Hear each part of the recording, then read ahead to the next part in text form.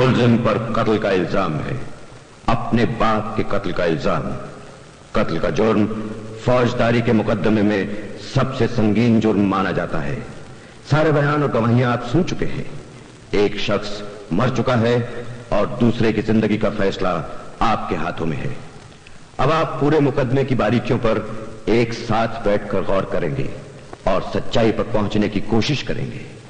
इस दौरान अगर कोई माकूल शक आप लोगों को नजर आता है और दलीलों की कसौटी पर खरा उतरता है तो आप बेकसूर का फैसला दे सकते हैं, और अगर मुल्जिम को कसूरवार ठहराते हैं तो ऐसी सूरत में रहम की कोई सिफारिश मंजूर नहीं की जाएगी और मुल्जिम फांसी के तख्ते पर जाएगा।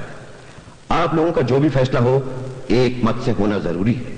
मुझे उम्मीद है आप सब पूरी संजीदगी और ईमानदारी से अपनी जिम्मेदारी निभाएंगे।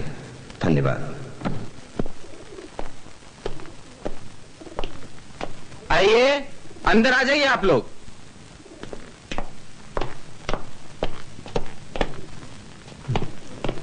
जनाब अली, वो गुसलखाना किधर है? वो उस तरफ। अच्छा, शुक्रिया।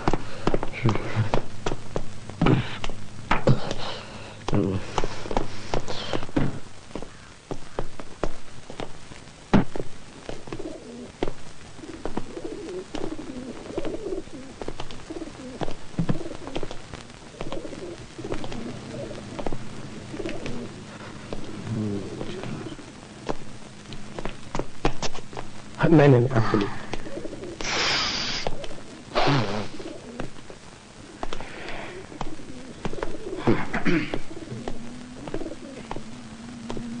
हेलो, चेक करना पड़ेगा। माचिस देंगे? हाँ, लीजिए।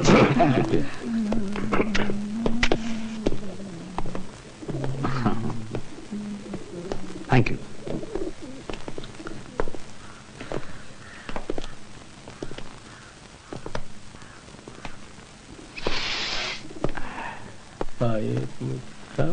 पूरे हो गए सब। शुरू कर देंगे जल्दी। अच्छा, मैं बाहर हूँ साहब। अगर किसी भी चीज की जरूरत पड़े तो ये दरवाजा खटखटाइए, मैं हाजिर हो जाऊंगा। और सब लोगों को बता दीजिए कि अब से फैसला होने तक कोई बाहर नहीं जा सकता और ना ही किसी से मिल सकता है। फोन करने और सुनने की भी इजाजत नहीं है। मैं बता चुका हूँ।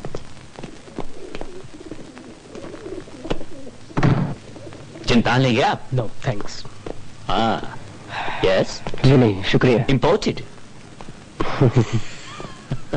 ओके, या ओह, एक बात पे गौर किया आप लोगों ने? मिस्टर, मैं हर चीज पे गौर करता हूँ। Advertising is my profession. ओह, कितनी गर्मी है। आज का अखबार देखा आप लोगों ने? साल का सबसे गर्म दिन है। जी। अच्छा, अगर आप नहीं बताते तो मुझे पता ही नहीं चलता कि आज इतनी गर्मी है। गर्मी तो उस मुल्जिम को लग रही होगी कटघरे में, नहीं? यहां तो एयर कंडीशन लगा होना चाहिए था। और ये पंखे क्यों नहीं चल रहे?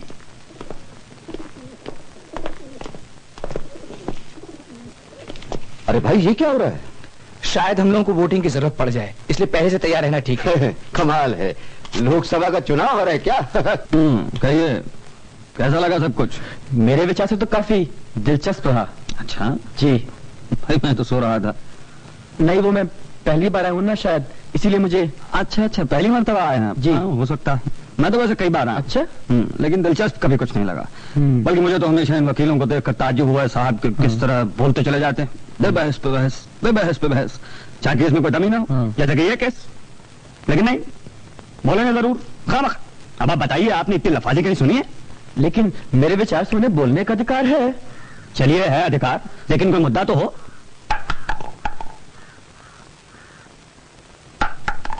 Thank you. भैया साहब जी, मैं आखिरी आदमी हूंगा जो इस बात से इनकार करे, लेकिन मैं समझता हूं कि आजकल के इन बदतमीज और उजट लड़कों को मामले में ज्यादा सोचने की जरूरत ही नहीं। इन लोगों को तो शुरू में ठोक पीट कर बराबर कर देना चाहिए, ताकि बाद में कोई परेशानी ना हो। हमारा कितना वक्त बचे, पैसा बचे। क्यों, क्या ख्याल है साहब, शुरू किया जाए? हाँ, और जल्द से जल्द खत्म किया जाए। मेरा ख्याल है हम सब लोगों को बहुत से काम भी होंगे, नहीं? मेरा ख्याल है 2-1 मिनट और। साहब, एक सज्जन अभी अंदर बाथरूम में है। आपका इस केस के बारे में क्या ख्याल है? वेल, मेरे लिए तो काफी मजेदार रहा। No dead spots. मैं तो कहूंगा हम लोग बहुत लकी रहे कि खून का मामला मिला। कहीं धोखाधड़ी या चोरी वोरी केस मिल जाता तो रियली बोर हो जाते, नहीं? और मुलजिम का वो चाकू वाला किस्सा बकवास। अरे ये लोग तो हमेशा से ऐसे ही हैं और कर भी कह सकते हैं। और मुलजिम ने उसी रात चाकू खरीदा भी था। और उसी रात खो भी दिया। कमाल है। क्यों, क्या बात है? जुकाम है आपको? हाँ यार, इस गर्मियों के जुकाम ने तो नाक की ऐसी की तैसी कर रखी है। गनीमत है आपका हॉर्न तो बज रहा है। अब अपनी लाइट स्ट्राइक कर लीजिए।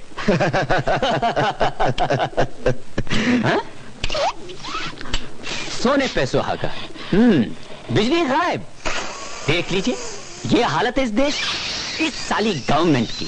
खाने में कटौती, पीने में कटौती, हर चीज में कटौती। लानत है ऐसी कटौती पे। बहुत मशहूर इकोनॉमिस्ट गुन्नार मर्डल ने एक जगह लिखा है, दुनिया की सरकारों का कटौती के लिए कहना बिल्कुल ऐसा है जैसे कहा जाए कि आपका जूता छोटा है, अपने पांव काट लो। अब बताइए कोई क्या करे? पावर हाउस वाले भी यही कह देंगे, बैठिए यही तंदूर में। अरे साहब, कोई फायदा नहीं, चलिए छोड़िए। सरकारी बत्ती है, जरा जल्दी से शुरू कर दीजिए। बैठिए। असल में मैंने वो मशाल के टिकट ले रखे हैं, बड़ी मुश्किल से मिले हैं, ब्लैक में। सुना है दिलीप कुमार का काम बहुत अच्छा है, जल्दी शुरू कर दीजिए शो। अच्छा तो हम लोग शुरू करते हैं। हाँ। मेरे ख्याल से हम लोग को नंबर से बैठना चाहिए, 2, 3, 4, अब 5, ये यहाँ 12 तक। जी, अगर आप लोगों को एतराज ना हो तो। इससे क्या फर्क पड़ता है, कोई कहीं भी बैठे, नंबर से बैठो। नहीं, यही कायदे की बात है। हम लोगों को अपने नंबर की सीट पर ही बैठना चाहिए। हाँ, मेरा ख्याल है यही बिल्कुल सही बात है। This is yours please. ये बैग यहाँ किसका है? ओ, मेरा बैग मैं लेता हूँ। मैं लेके देता हूँ। Thank you very much, very nice boy. Welcome. This is yours please. Oh, thank you. Sit down. Thank you. आपका अखबार। मुझे सरकारी वकील बहुत स्मार्ट लगा। किस तरह से एक के बाद एक लॉजिकली उसने अपने पॉइंट्स रखे कि बेचारे डिफेंस काउंसिल की धज्जियां उड़ा दी। He was really sharp. जी हाँ, काफी समझदार था। दरअसल उसका अटैक बहुत जबरदस्त था, और ये अटैक बहुत मैटर करता है। जिस तरह से शतरंज की पहली चाल ही बता। ओके कमान प्लीज, जरा जल्दी से शुरू किया जाए। आइए, आप भी आ जाइए। मैंने कहा भाई साहब आइए, आप बैठेंगे नहीं क्या? ओह, आई एम सॉरी। आइए जल्दी से, यहाँ बैठिए। Thank you. बड़ा मुश्किल होता है यकीन करना कि एक बेटा अपने बाप को मार डाले, जैसे खून करना रोजमर्रा की चीज हो। आपको पता है क्राइम का रेट क्या है इस साल? अगर आप इन फिगर्स को एनालाइज करें तो आपको पता चलेगा कि लेकिन इसमें कसूर किसका है? सरकार का, गवर्नमेंट का, जो इस घटिया तबके को दुनिया भर की रियायतें दी जा रही है ताकि इनसे वोट हासिल कर सके। लेकिन इससे क्या होगा? कुछ नहीं, कुछ भी नहीं। गंदा खून गंदा ही रहेगा। ये सब आपस में लड़ मरेंगे और यही इनकी सजा है। बिल्कुल ठीक। हाँ भाई, पूरे हो गए सब लोग? वो बुजुर्गवार अभी अंदर हैं। प्लीज आप दरवाजा खटखटा दीजिए। जी। Thank you. आपने मशाल देखी है? जी नहीं। नहीं? कोई हॉलीवुड फिल्म, मार्लन ब्रांडो? जी नहीं, इन सब चीजों के लिए वक्त ही कहाँ मिलता है। नहीं? शिट। आइए जनाब, हम शुरू करना चाहते हैं। जी जनाब, हम शुरू करना चाहते हैं। जरूर जरूर। माफ कीजिएगा, आप लोगों को इंतजार कराने का मेरा कोई इरादा नहीं था। यहाँ बैठ जाइए। अच्छा, शुक्रिया।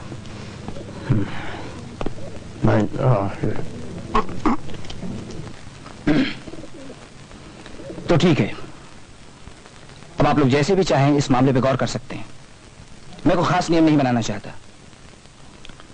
एक तरीका तो यह है कि हम लोग सबसे पहले सारे पॉइंट्स पे बहस कर लें, उसके बाद वोटिंग करें।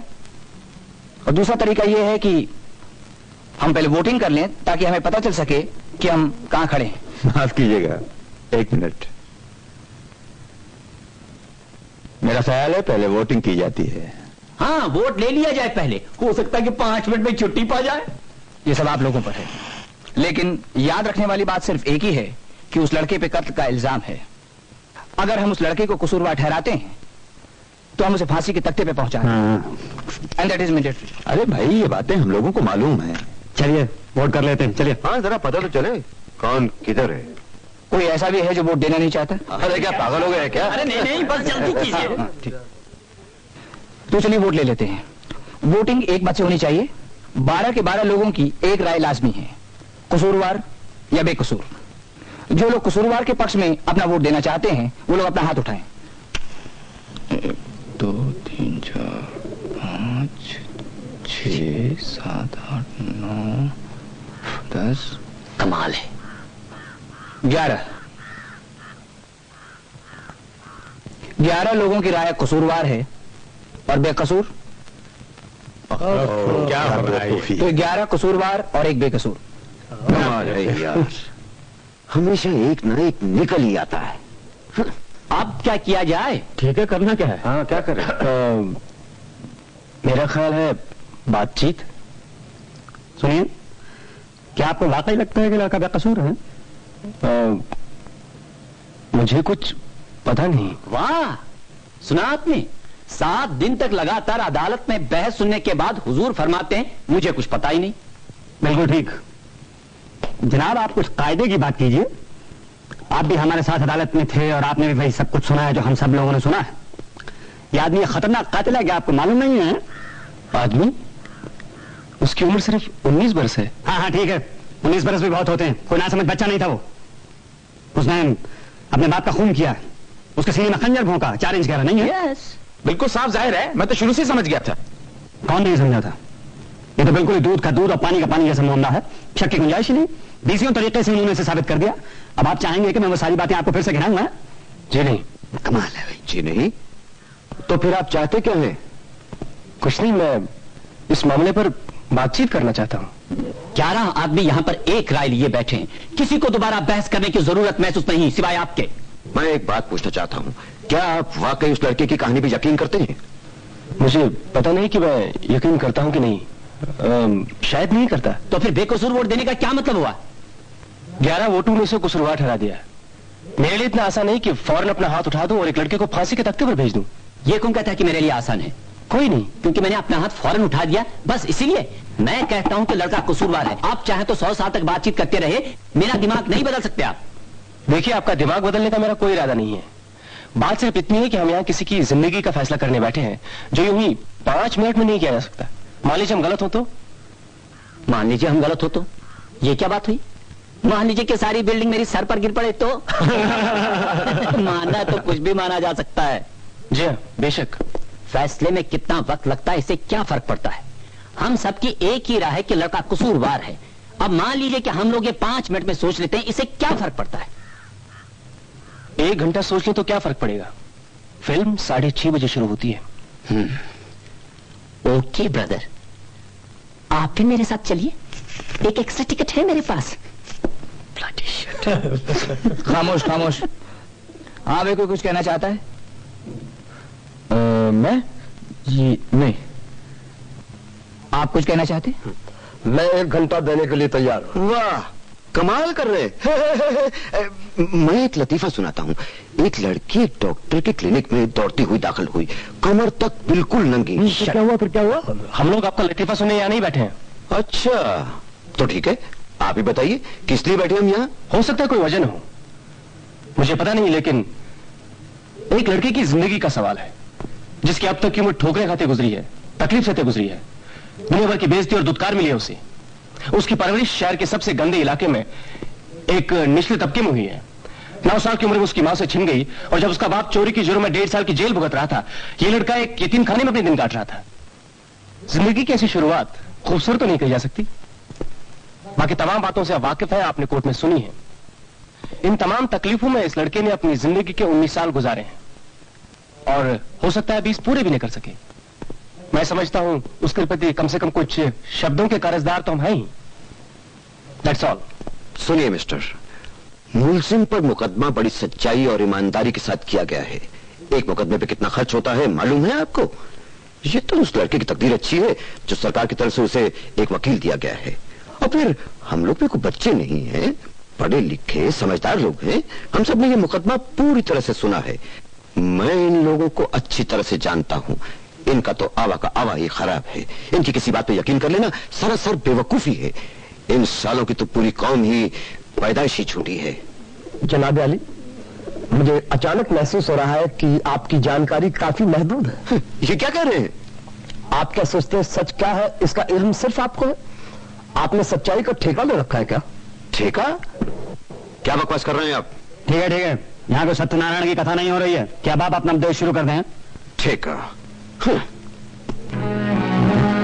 सुनिए, कोई बात ठेका?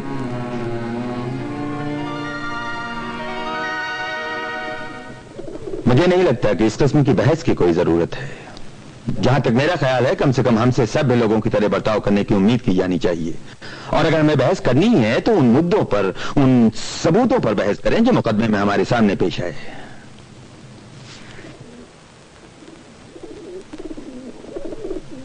मेरा ख्याल है इनका सुझाव काफी अच्छा है। अगर ये महाशय हमसे सहमत नहीं है तो उसकी वजह बताएं। हो सकता है इन्हें किसी किस्म की गलतफहमी हो जिसे हम दूर कर सकें। ये क्या कर रहे हैं आप? रीजन सिगरेट का एक नया कैंपेन शुरू किया है। एक स्लोगन है, reason taste good like a cigarette should. कैसा है? अभी भी बनाया है। अच्छा है। ये क्या हो रहा है? आई एम सॉरी, ये कुछ ना कुछ करते रहने की मेरी पुरानी आदत है। इनफैक्ट इसकी वजह से मुझे सोचने में हेल्प मिलती है। हम लोग किसी नतीजे पे पहुंचने की कोशिश कर रहे हैं। हम सब यहाँ हमेशा के लिए नहीं आए हैं। अब सो सॉरी, एक आइडिया है, हो सकता है किसी काम का हो। क्यों ना हम इन साहब को कन्विंस करने की कोशिश करें कि हम सब सही हैं और ये गलत। अगर ऐसा है तो हम सब एक एक दो मिनट ले सकते हैं अपनी बात कहने के लिए। मेरा ये ठीक ना हो तो रहने दीजिए, मैं तो बस यूं एक बात। बहुत अच्छा आइडिया। हम सब लोग अपनी अपनी बारी से बोलते हैं। क्यों साहब, ठीक रहेगा ना? हाँ बिल्कुल ठीक रहेगा। अब जल्दी से शुरू कर डालिए। चलिए तो ठीक है, आपसे शुरुआत करते हैं। मुझसे? नहीं, हमें सीरियल ऑर्डर में शुरू करना चाहे नंबर से। हाँ ये ठीक है, हम लोग अपने अपने नंबर से बोलते हैं। सबके पास 2-2 मिनट का वक्त है। आप बोलिए, आपका नंबर है। मेरा? हाँ। मैं क्या कहूँ? कुछ भी नहीं, वो दरअसल शब्दों में कहना बहुत कठिन है, लेकिन मेरे विचार से लड़का दोषी है। किसी ने और कुछ साबित भी तो नहीं किया। किसी को और कुछ साबित करने की जरूरत भी नहीं है। साबित करने की जिम्मेदारी प्रोसिक्यूशन की होती है। मुलजिम को कुछ नहीं कहना पड़ता है, यही कानून है। वो तो ठीक है, मेरा मतलब बस यही था कि मुझे लगता है कि लड़का दोषी है। मेरा मतलब कि किसी ने उसे खून करते हुए देखा और आजा बस, ठीक है, काफी है, बैठिए। जी।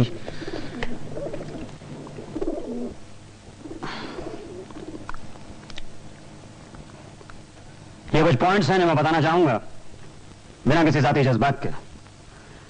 मैं सिर्फ सबूतों की बातें करूंगा जो कि अदालत में पेश किए गए थे। सबसे पहले हम उस बूढ़े आदमी को लेते हैं जो उसी बिल्डिंग में रहता, ठीक उस खोली के नीचे जिसमें कत्ल की वारदात हुई। कत्ल की रात को 12:10 पर उसे ऊपर से आती हुई कुछ ऊंची आवाजें सुनाई दी। उसका कहना है कि ये आवाजें उसे लड़ाई झगड़े की आवाजें लगी। उसके बाद उसने लड़के की गुस्से भरी चीख सुनी, मैं मार डालूंगा तुझे। उसके 1 सेकंड बाद उसने किसी के फर्श पर गिरने की आवाज सुनी। उसने दौड़कर दरवाजा खोला, बाहर झांका और उस लड़के को सीढ़ियों से उतरकर बाहर भागते हुए देखा। उसने देखा। उसके बाद उसने पुलिस को फोन किया। पुलिस को ऊपर के कमरे में एक लाश मिली जो कि इस लड़के के बाप की थी और जिसके सीने में 4 इंच गहरा चाकू खुपा हुआ। मौत का समय आधी रात के आसपास बताया गया है। बिल्कुल ठीक। तो देख लीजिए जनाब, ये कुछ सबूत हैं जिन्हें आप नजरअंदाज नहीं कर सकते। मुझे मालूम है कि उस लड़के की उम्र सिर्फ 19 बरस है, लेकिन जो जुर्म उसने किया है उसकी सजा उसे हर हाल में भुगतना पड़ेगी। That's all. लड़के ने अपने बचाव में जो बयान दिया है मुझे निहायत कमजोर नजर आता है। उसका कहना है कि जिस वक्त कत्ल हुआ वो एक फिल्म देख रहा था, जबकि सिर्फ 1 घंटे बाद ही उसे यह भी याद नहीं था कि फिल्म का नाम क्या था और उसमें कौन कौन काम कर रहा था। अलावा इसके ऐसा भी कोई गवाह नहीं है जिसने उसे सिनेमा हॉल के अंदर या बाहर देखा हो। और वो औरत जो रेलवे लाइन के पार बिल्कुल सामने वाले मकान में रहती है, अगर उसकी गवाही इस लड़के को कातिल साबित नहीं करती तो और कोई नहीं कर सकता। बिल्कुल ठीक, सिर्फ वही है इस कत्ल की चश्मदीद गवाह। भाई अपनी अपनी बारी से बोलिए। 1 मिनट। एक औरत है जो बिस्तर पर लेटी हुई है और जिसे नींद नहीं आ रही गर्मी की वजह से। वो खिड़की से बाहर झांकती है और देखती है कि ये लड़का अपने बाप को चाकू मार रहा है।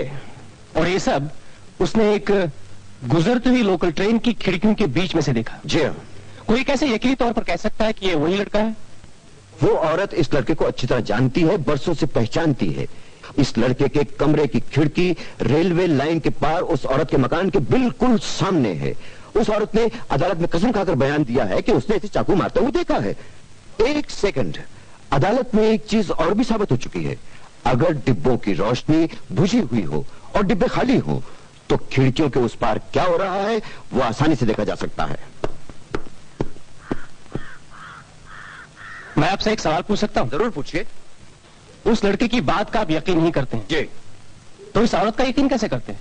वो भी तो उसी तबके की है जिसका क्यों लड़का है ना?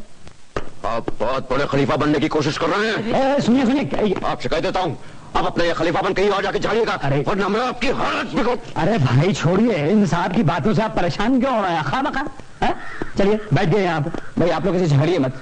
अच्छा चलिए आप बोलिए, सिर्फ 2 मिनट। मुझे कुछ नहीं कहना, आपकी मर्जी। आप मुझे वैसे ज्यादा कुछ नहीं कहना है। वो भी कहना कहिए। दरअसल मैं इस कत्ल की वजह ढूंढ रहा था। मुझे तो शुरू से यकीन सा होना शुरू हो गया था। उस बिल्डिंग की उसी मंजिल पर रहने वाले जो पड़ोसी हैं, उन्होंने जो गवाही दी है वो काफी महत्वपूर्ण है। उन्होंने कहा था कि घटना वाले दिन, मेरा मतलब शाम को, बाप बेटे में काफी झगड़ा वगैरह भी हुआ था, शायद 7 बजे। मैं गलत हो सकता हूँ? 7 नहीं, 8 बजे। बिल्कुल ठीक, 8 बजे। उसी मंजिल के पड़ोसियों का कहना है कि उन्होंने कुछ ऊंची ऊंची आवाजें सुनी, लेकिन बहस का मुद्दा क्या था, बाप बेटे एक दूसरे से क्या कह रहे थे, ये उन्होंने नहीं सुना। हाँ। उसके बाद उन्होंने 2 थप्पड़ों की आवाजें सुनी जो बाप ने बेटे को मारे थे, और उसके फौरन बाद उन्होंने लड़के को गुस्से में घर से बाहर जाते देखा। इससे क्या साबित होता है? साबित तो वैसे कुछ नहीं होता है, लेकिन ये बात भी पूरी तस्वीर का एक हिस्सा है। मैं बस ये बताना चाहता था, मैंने ये तो नहीं कहा कि इससे कुछ साबित होता है। नहीं, शायद आप ये बताना चाहते हैं कि इसे कत्ल की वजह जाहिर होती है। वेल, मुझे नहीं लगता कि कोई ठोस वजह है।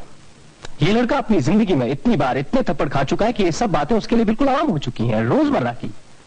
मुझे नहीं लगता कि सिर्फ 2 थप्पड़ों की वजह से वो कत्ल करने पर उतारू हो जाएगा। You are right. हो सकता है ये वो आखिरी 2 थप्पड़ हों जहां जब्त की इंतहा हो जाती है। आखिर हर चीज की एक हद हुआ करती है।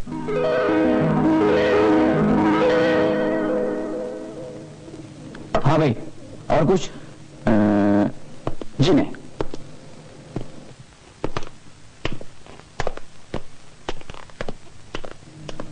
अब आप बोलिए। मैं? जी, सीरियल ऑर्डर में। ओह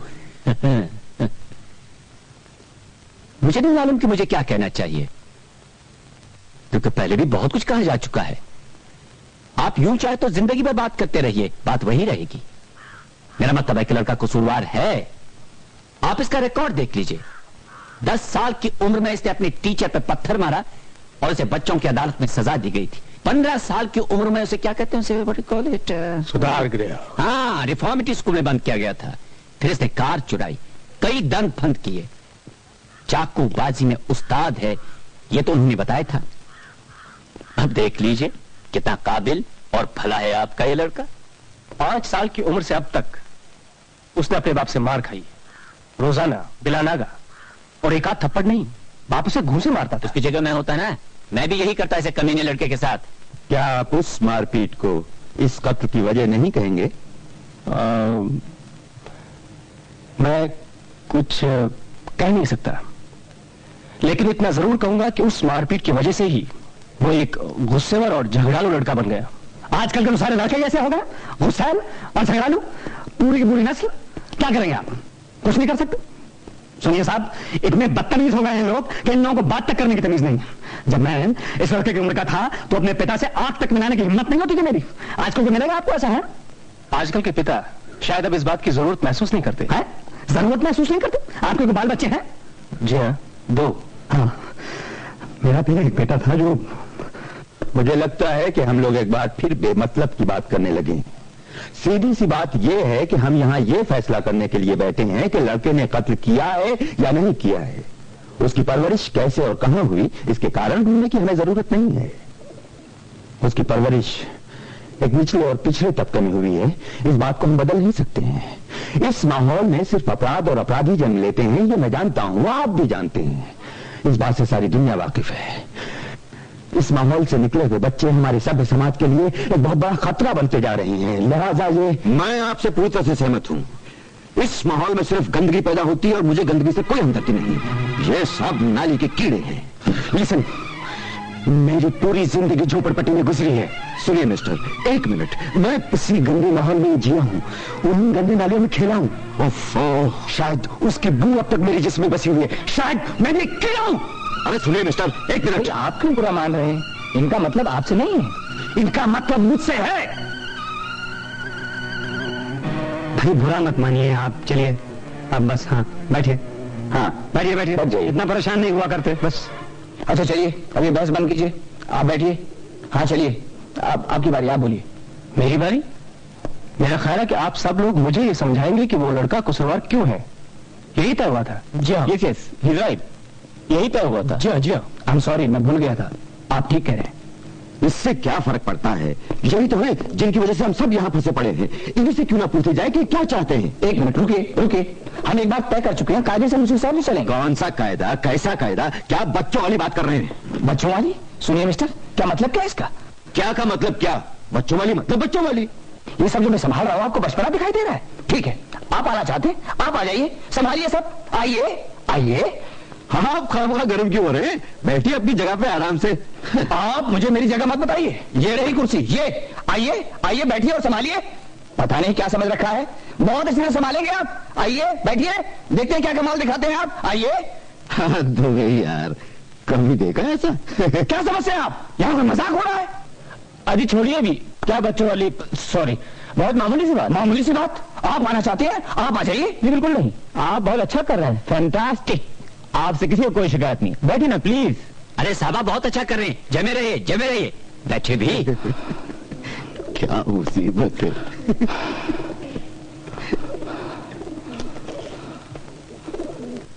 मैं जो महसूस करता हूँ उसे अभी कह दूं तो मुझे कोई ऐतराज नहीं। आपको जो करना है कीजिए, उससे मुझे कोई मतलब नहीं। अरे मैं हर रोज कोर्ट की कार्रवाई देखता रहा हूँ, सारे सबूत और गवाहियां सुनता रहा हूँ। इस मामले में हर एक आदमी इतना निश्चित, इतना श्योर लग रहा था कि मुझे एक अजीब सा एहसास होने लगा कि इतना निश्चित, इतना श्योर कोई कैसे हो सकता है। हो सकता कि मेरे इस शक का कोई मतलब ना हो, मुझे पता नहीं, लेकिन मुझे एक एहसास होने लगा कि बचाव पक्ष का वकील ज्यादा काबिल नहीं था। उसने बहुत सी बातें हाथ से जाने दी, छोटी छोटी बातें। कौन सी छोटी छोटी बातें? आपको पता है ये लोग छोटे मोटे सवाल तो पूछते नहीं, क्योंकि उनके जवाब तो इनको पहले से ही पता होते हैं। और फिर डर भी तो होता है कहीं उनको पूछने से कहीं कोई गलती ना हो जाए। हो सकता है, लेकिन यह भी हो सकता है कि एक वकील कमजोर और बेवकूफ, इट्स पॉसिबल। लगता है इनकी मुलाकात मेरे बहनों से हो चुकी है। मैं बार बार अपने आप को इस लड़के की जगह पर रखकर सोचता रहा और इस नतीजे पर पहुंचा कि अगर उसकी जगह मैं होता तो मैं एक दूसरे वकील की मांग करता। मेरा मतलब है कि अगर मेरी जिंदगी इस तरह दांव पर लगी होती तो मैं चाहता कि मेरा वकील प्रोसिक्यूशन का डटकर मुकाबला करे, उसकी धज्जियां उड़ाए, या कम से कम उसकी कोशिश तो करे। देखिए, प्रोसिक्यूशन की पूरी बुनियाद सिर्फ दो गवाहों पर टिकी हुई है। मान लीजिए वो गलत हो तो, एक मिनट, मान लीजिए वो गलत हो तो इससे क्या मतलब है आपका? फिर तो किसी को गवाह रखने की जरूरत ही क्या है? वो सिर्फ इंसान है, इंसान से गलतियां होती हैं, क्या वो गलत नहीं हो सकते? No, I don't think so. क्या आपको निश्चित तौर पर मालूम है कि वो गलत नहीं हो सकते? वेल नाउ लिसन, कोई भी आदमी इतना निश्चित नहीं हो सकता। ये कोई साइंस नहीं है जहां हर चीज निश्चित होती है। बिल्कुल ठीक, ये कोई साइंस नहीं है जहां हर चीज निश्चित होती है।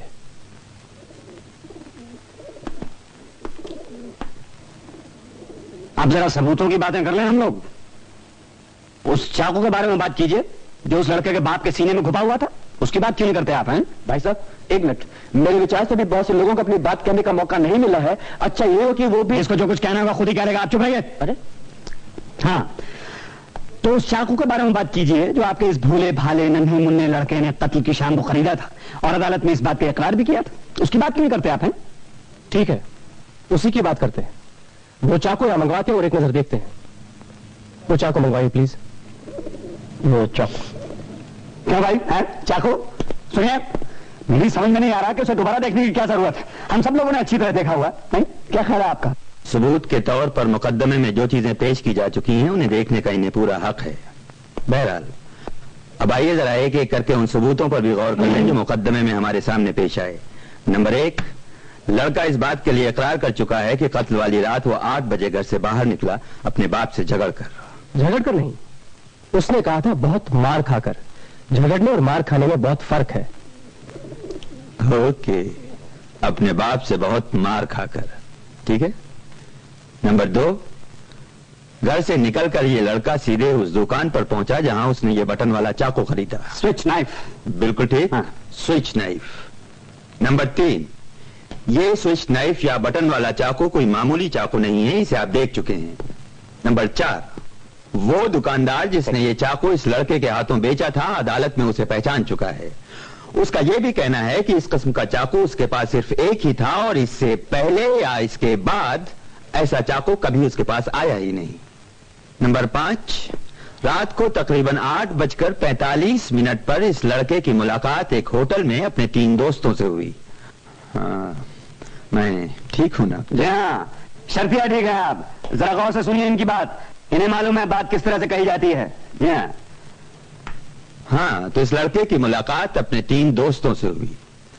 9:45 तक तकरीबन 1 घंटा ये लड़का अपने दोस्तों के साथ रहा।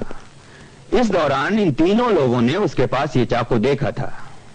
नंबर 6, इन तीनों लोगों ने उस चाकू को अदालत में पहचाना है और यह भी इकरार किया है कि यह वही चाकू था जो उस रात इन तीनों लोगों ने उस लड़के के पास देखा था। नंबर 7, रात के करीब 10 बजे ये लड़का अपने घर पहुंचा। बस यहीं से इस लड़के की कहानी में और पुलिस के बयान में फर्क पैदा होता है। लड़के का कहना है कि वापस आने के बाद वो 11:30 बजे तक घर पर ही रहा। उसके बाद नाइट शो फिल्म देखने चला गया। फिल्म देखने के बाद जब वो वापस आया तो रात के करीब 3-3:15 बजे का वक्त था। वापस आकर उसे अपने बाप की लाश मिली और पुलिस ने उसे गिरफ्तार कर लिया। हाँ, इस बीच उस चाकू का क्या हुआ?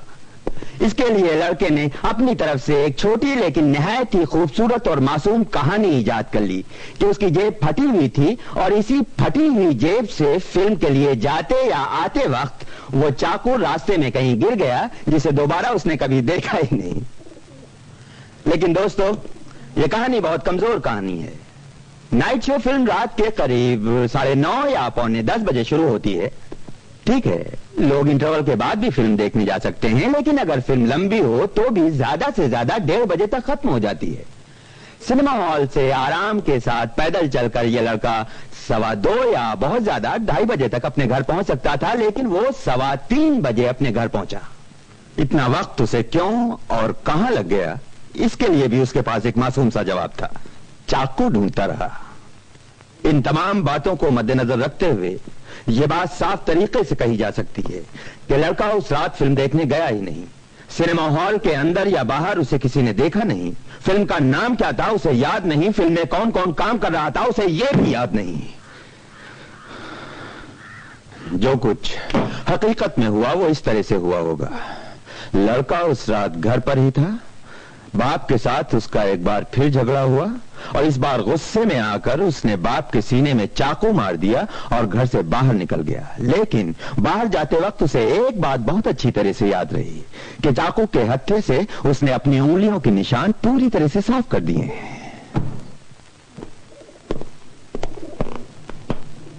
Thank you. मेरा ख्याल से बात तेज है। शुक्रिया। इस मुकदमे से जुड़े हुए हर शख्स ने इस चाकू को देखा है। अब आप बताइए, क्या आप ये कहेंगे कि ये चाकू उस लड़के की फटी हुई जेब से कहीं गिर गया? राह चलते हुए किसी अजनबी ने इसको उठाया, लेकर लड़के के घर गया और यूं ही मजाक में उसके बाप के सीने में उतार दिया? जी नहीं, मैं सिर्फ यही कहूंगा कि यह मुमकिन है कि उस लड़के की जेब से वो चाकू सचमुच कहीं गिरा और किसी और ने बिल्कुल वैसे ही चाकू से उसके बाप का कत्ल किया। यह हो सकता है।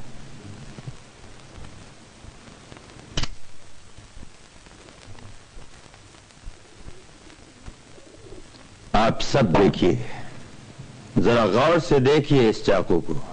ऐसा चाकू मैंने पहले कभी नहीं देखा, ना ही उस दुकानदार ने जिसने इसे लड़के के हाथों बेचा था।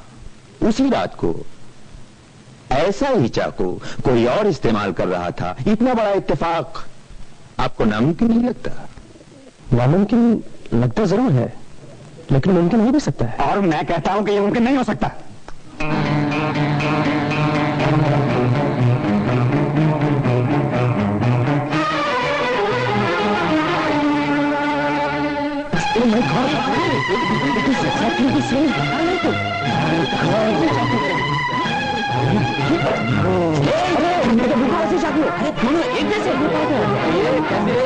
ये क्या हो रहा है? ये चाकू आपको कहां से मिला? कल रात मैं यूं ही टहल रहा था, सोचता हुआ। टहलते टहलते मैं इस लड़के के इलाके की तरफ चल पड़ा। उसी इलाके में मुझे ये एक छोटी सी दुकान में मिला, 30 रुपए में। आप जानते हैं कि ऐसा चाकू बेचना या खरीदना कानून के खिलाफ है। जी हाँ, मैंने कानून तोड़ दिया। वाह, क्या कमाल कर दिया तुमने। ठीक है, ऐसे 10 चाकू हो सकते हैं, लेकिन इससे साबित क्या होता है? यही कि ऐसे 10 चाकू हो सकते हैं, एक ही जैसे। हाँ तो ठीक है, इसका मतलब क्या है? ये बिल्कुल वैसा ही चाकू है, तो इससे क्या हुआ? बहुत बड़ा तीर मार लिया तुमने। क्या है? लाखों में मुश्किल से एक बार ऐसा हो। सुन लिया? लेकिन मुमकिन है। लेकिन ऐन मुमकिन नहीं। बैठिए सब लोग, यहाँ भीड़ लगाने से कोई फायदा नहीं। चलो यार, खत्म करो जल्दी।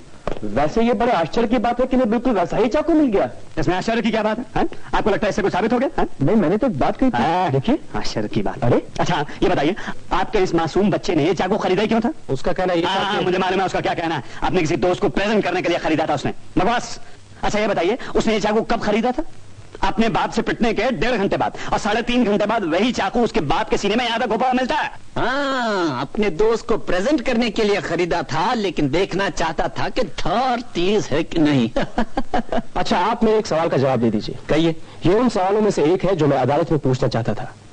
अगर लड़के ने ये चाकू अपने बाप का कत्ल करने के लिए खरीदा था, तो कत्ल से सिर्फ 2 घंटे पहले उसने अपने दोस्तों को क्यों दिखाया? ये सब बकवास है। लड़के ने झूठ बोला है और ये आपको भी मालूम है। हो सकता है उसने झूठ बोला हो। आपका क्या ख्याल है? क्या बेवकूफी का सवाल है। बेशक उसने झूठ बोला है। आप भी सोचते हैं कि उसने झूठ बोला है? मुझसे पूछने की जरूरत नहीं है, मेरा जवाब आप जानते हैं। उसने झूठ बोला है। आप भी सोचते हैं कि उसने झूठ बोला है? नहीं, मुझे लगता है शायद। रुकिए, रुकिए जरा 1 मिनट। सुनिए साहब, आप हैं कौन? हैं? लड़के के वकील हैं, रिश्तेदार हैं? खामखा यहाँ सबका क्रॉस एग्जामिनेशन शुरू कर दिया है आपने। सुनिए मिस्टर, अभी भी हम 11 लोग हैं यहाँ पर, जिनका एक ही फैसला है कि लड़का कसूरवार है। हाँ, यहाँ पर किसी का दिमाग नहीं बदल सकते आप, लेकिन अगर आप इसी तरह अपनी जिद पे अड़े रहना चाहते तो अड़े रहिए। यहाँ फैसला हो नहीं पाएगा। शायद आप बिल्कुल सही कह रहे हैं। तो फिर आप चाहते क्या हैं? रात भर यहीं बैठे रहें? हमारे लिए तो सिर्फ एक रात होगी, लेकिन लड़के की पूरी जिंदगी खत्म हो जाएगी। भाइयों, किसी के पास ताश की गड्डी है? I need a game of patience. मेरी समझ में नहीं आ रहा चाकू वगैरह का मतलब क्या है। बस सीधी सी बात है, एक लड़के को अपने बाप का खून करते हुए किसी ने देखा है, और क्या सबूत चाहिए आपको? खामखा बहस किए जा रहे हैं। वहां धंधा चौपट हो रहा है मेरा। जो कुछ करना है जल्दी कीजिए और छुट्टी दीजिए सबको। चाकू की बात बहुत अहमियत रखती है इस केस में। पूरा एक दिन तो इसी पर खर्च किया सरकारी वकील ने। सरकारी वकील, सरकारी वकील, सरकारी वकील चीज क्या है? जो मुझे 8 दिन की वकालत है उसकी, क्या जानता है वो? 50वां या 60वां असिस्टेंट है, क्या जानता है वो? आप सब लोगों के लिए मेरा एक सुझाव है। मैं चाहता हूं कि एक बार फिर से वोटिंग की जाए। मैं हिस्सा नहीं लूंगा, सिर्फ आप 11 लोग वोट डालेंगे, लेकिन वोटिंग सीक्रेट होगी। अगर आप भी कसूरवार के पक्ष में 11 वोट आते हैं, तो मैं अकेला खड़ा नहीं रहूंगा और हम सब अभी कसूरवार का फैसला लेकर अदालत के सामने चले चलते हैं। लेकिन अगर इनमें से एक भी वोट बेकसूर के लिए आया, तो हम सबको यहीं बैठना होगा और बातचीत करनी होगी। कहिए, आपकी क्या राय है? बिल्कुल ठीक है। पहली बार आपने एक समझदारी की बात की है। अभी बोलिए, सब तैयार हैं? किसी को कोई एतराज तो नहीं? और ये स्लिप सब में बांट दीजिए। एक मेरे लिए जल्दी दीजिए। जरा इधर पास कर दीजिए।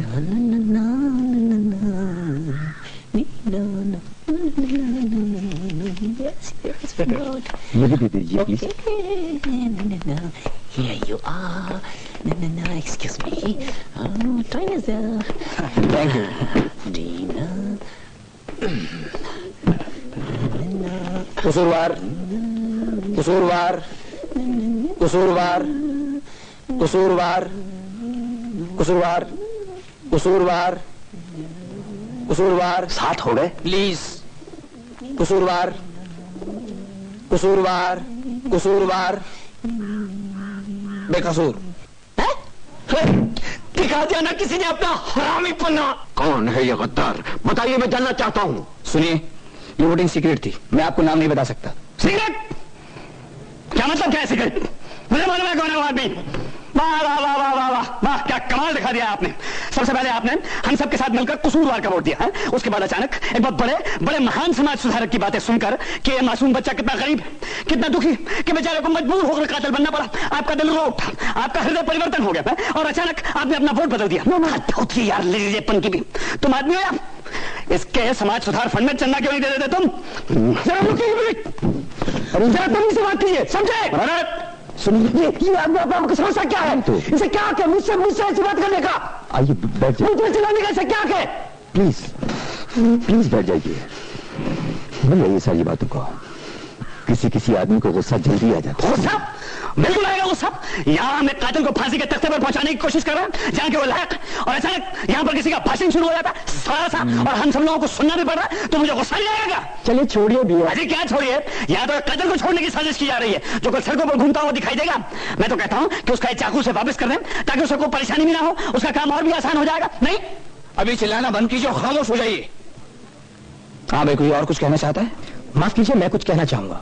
हमारे देश में प्रजातंत्र है, और प्रजातंत्र में हर एक इंसान को, चाहे वो उत्तर का हो या दक्षिण का, या फिर भारत में कहीं भी रहता हो, उसे अपनी कैसी भी राय रखने का हक है। ये आजादी उसे संविधान ने दी है, क्योंकि आप क्या कहना चाहते हैं? लड़का बेकसूर है? जी नहीं, इस मामले में मैं आपके साथ हूँ। अब जैसे कि हमारे तमिलनाडु में हमेशा से ऐसा होता रहा है कि ओफो, कहाँ भटक रहे हैं आप? यहाँ कोई नॉर्थ साउथ का कॉन्फ्रंटेशन नहीं हो रहा है। बैठ जाइए। आपने अपना वोट क्यों बदला? आपको कैसे मालूम कि मैंने अपना वोट बदला है? आपकी बात मुझे साफ जाहिर होता है। जनाब आदि, वोट उन्होंने नहीं, मैंने बदला है। क्या आप इसकी वजह नहीं जानना चाहेंगे? नहीं नहीं, रहने दीजिए, मैं नहीं जाना चाहूंगा। क्यों बोल दो? लेकिन मैं जरूर बताना चाहूंगा आपको इसकी वजह। कोई जबरदस्ती है क्या? ये नहीं सुनना चाहते, कोई बात नहीं, आप बताइए प्लीज। शुक्रिया। ये साहब, हम सबके खिलाफ अकेले खड़े हुए। इन्होंने ये नहीं कहा कि लड़का बेकसूर है, लेकिन शायद ये अभी पूरी तरह से मुतमईन नहीं है। इन्हें कहीं कोई शक नजर आ रहा है। मेरा ख्याल है इतने सब आदमियों के खिलाफ अकेले खड़े होना, सबकी शिकायती नजरों का सामना करना कोई आसान काम नहीं है, भले किसी अच्छे काम के लिए हो। इन्होंने एक जुआ खेला, एक सहारे की तलाश में, जो मैंने इन्हें दिया। क्या? उनके मकसद का मैं एहतराम करता हूं। मेरी नजर में लड़का शायद अब भी कसूरवार है, लेकिन मैं कुछ और बातें भी जानना चाहूंगा। तो फिलहाल वोटिंग की सूरत हाल 10 के मुकाबले 2।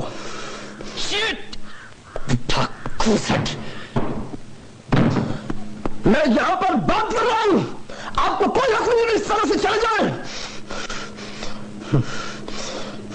वो नहीं सुन सकते, आपकी आवाज उन तक नहीं पहुंचेगी। आइए बैठिए।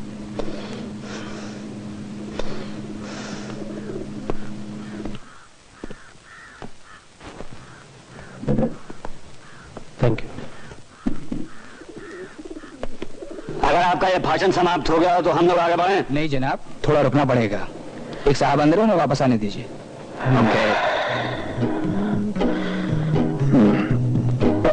Sorry, please.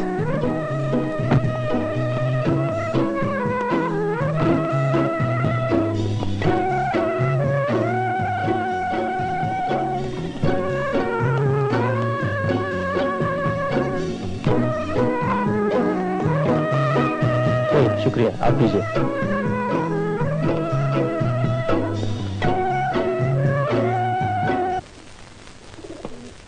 क्या आप सेल्समैन हैं? जी नहीं, मैं आर्किटेक्ट हूँ। ओह, वैसे शक्ल से तो आप सेल्समैन ही नजर आते हैं। काफी धीरज है आप में, बर्दाश्त भी बहुत है। लेकिन मेरी टेक्निक दूसरे किस्म की है। पार्टी, जोक्स, ड्रिंक्स, और जब सब बड़े बड़े असामी नशे में धुत हो जाएं, तो उनसे धंधे की बात करो, दस्तखत कराओ और सालों की छुट्टी कर दो।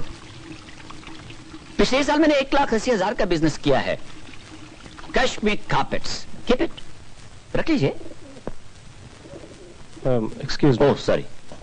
अच्छा एक बात बताइए, आप यहां पर अपना सर क्यों खपा रहे हैं?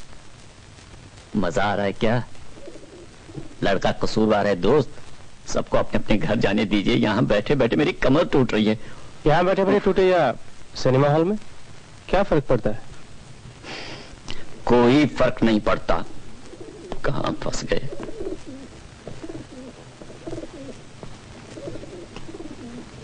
आप जरा श्योर प्लीज।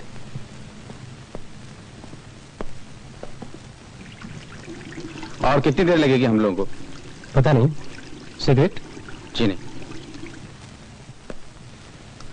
आपको लगता है कि लड़का बेकसूर है? पता नहीं, हो भी सकता है। लड़का कसूरवार है, आपको मान लेना चाहिए। आप क्यों वक्त बर्बाद कर रहे हैं? इस लड़के की जगह अपने आप को रखकर सोचिए। देखिए, सोचने की मुझे आदत नहीं है। मैं बहुत मामूली आदमी हूं, किसी का नौकर। सोचने काम मालिक करता है। लेकिन चलिए, हम सबने मान लिया कि लड़का बेकसूर है, लेकिन अगर उसने सचमुच अपने बाप का कत्ल किया हो तो?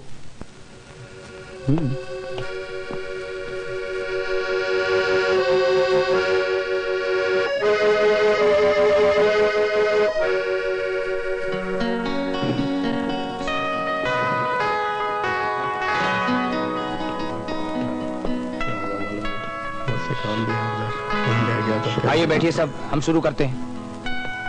ठीक है,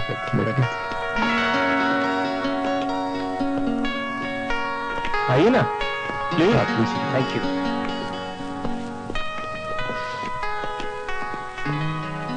लगता है अब तो रात का भोजन भी यही हो जाएगा। प्लीज बैठिए। हाँ भाई सब बैठिए, हम शुरू करना चाहते हैं। बोलिए, कौन शुरू करना चाहता पहले? मैं एक बात मेरे कहना ख्याल से चाहूंगा। अच्छा ये रहेगा कि सॉरी, आप बोलिए। नहीं नहीं, देखिए मैं बीच में नहीं बोलना चाहता था, प्लीज आप। नहीं, कोई ऐसी बात नहीं। आप प्लीज कीजिए। बोलिए आप। Thank you. दरअसल मैं जो कहना चाहता हूं वो बहुत मामूली सी बात है, लेकिन खैर, जैसे कि हम सब जानते हैं कि लड़के के पास अपने बाप का कत्ल करने का मकसद है, पिटाई वगैरह का। लेकिन मान लीजिए कि लड़के ने अपने बाप का कत्ल नहीं किया, तो किसने किया, क्यों किया, उसके पास कत्ल का क्या मकसद था? मेरा मतलब, कोई भी यूं ही उठकर बिला वजह किसी का कत्ल करने नहीं पहुंच जाता, सिवाय किसी पागल के। मेरे ख्याल से ये भी एक पॉइंट है। हम लोग यहाँ सिर्फ इस बात का फैसला करने बैठे हैं कि ये कत्ल उस लड़के ने किया है या नहीं किया है। किसी और ने किया और क्यों किया है, इससे हमें कोई मतलब नहीं। ये जानना पुलिस का काम है। इन साहब का पॉइंट काफी दुरुस्त है। लड़के के बाप का कत्ल हुआ है, अगर लड़के ने नहीं किया तो फिर और किसने किया है? फिल्म स्टार दिलीप कुमार ने। आप उस आदमी पे इल्जाम लगा रहे हैं जिसे मैं दिलो जान से चाहता हूं। मुझे नहीं लगता इस किस्म के घटिया मजाक की कोई जरूरत है। अगर आप लोगों के पास बात करने के लिए लतीफों के अलावा कुछ नहीं है तो खामोश बैठिए और सुनिए। माफ कीजिएगा, मैंने तो यूं ही जरा सी स्टीम छोड़ी थी। आई एम सॉरी, आप प्लीज बात आगे बढ़ाइए। हाँ, तो शायद आप बता सकें कि लड़के के बाप का कत्ल किसने किया था? मुझे मालूम नहीं, लेकिन लड़के का बाप सही मायनों में कोई अच्छा आदमी, आई मीन कोई आदर्श नागरिक नहीं था। एक बार उसे जेल हुई। उसे जुआ खेलने की बहुत बुरी आदत थी और ज्यादातर वो हारता था। शराब बहुत पीता था और पीकर लड़ाई झगड़ा भी बहुत करता था। एक बार एक झगड़ा किसी औरत के पीछे हुआ जिसमें उसने किसी का हाथ तोड़ दिया। बहरहाल वो एक जालिम वैश्य किस्म का इंसान था जिसने जिंदगी में कभी भी कहीं भी 6 महीने से ज्यादा काम नहीं किया। तो ये कुछ संभावनाएं हो सकती हैं। उसका कत्ल करने वाला उन तमाम लोगों में से एक हो सकता है जो उसके साथ जेल में थे। कोई ऐसा शख्स भी हो सकता है जिसके साथ उसका कभी झगड़ा हुआ हो, शराब के पीछे, जुए के पीछे, औरत के पीछे, कोई भी हो सकता है।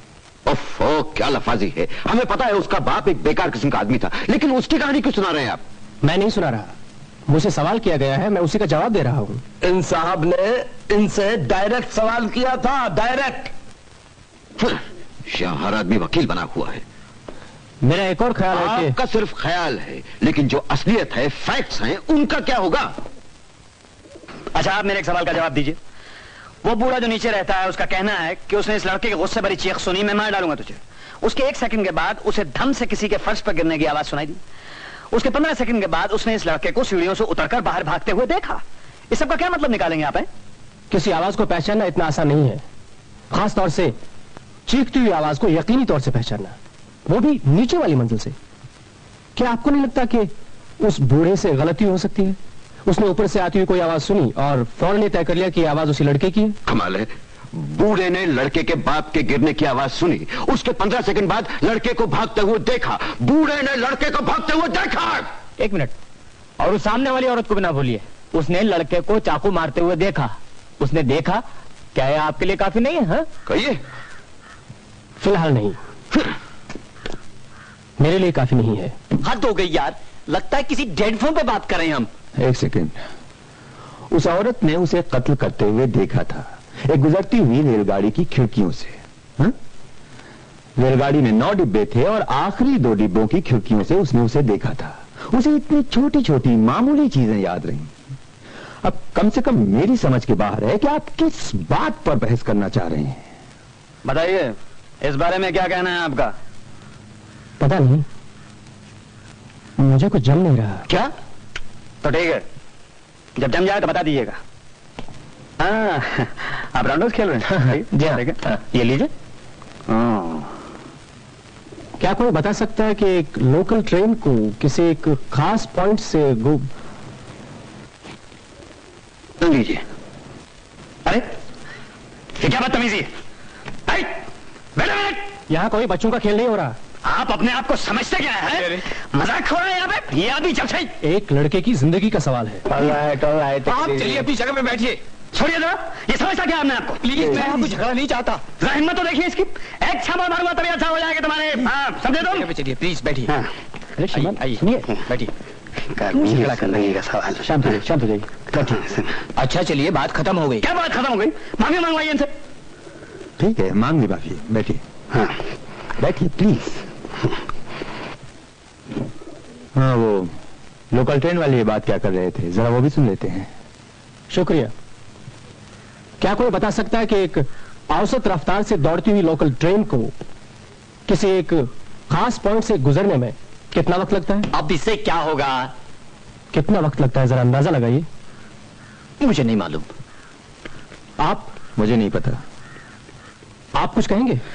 मुझे पता नहीं, यही कोई 10 या 12 सेकंड। आपका अंदाजा काफी सही है। कोई और? कमाल है, अब ये नहीं शुरू हो गया बच्चों का खेल? मेरे विचार से अगर ट्रेन की लंबाई 150 गज है और वो 20 मील प्रति घंटे की रफ्तार से जा रही है तो करीब 15.34 सेकंड ठीक बैठेगा। ओहो, चलिए 15 सेकंड माने लेते हैं, लेकिन आप मतलब की बात कीजिए, कहना क्या चाह रहे हैं आप?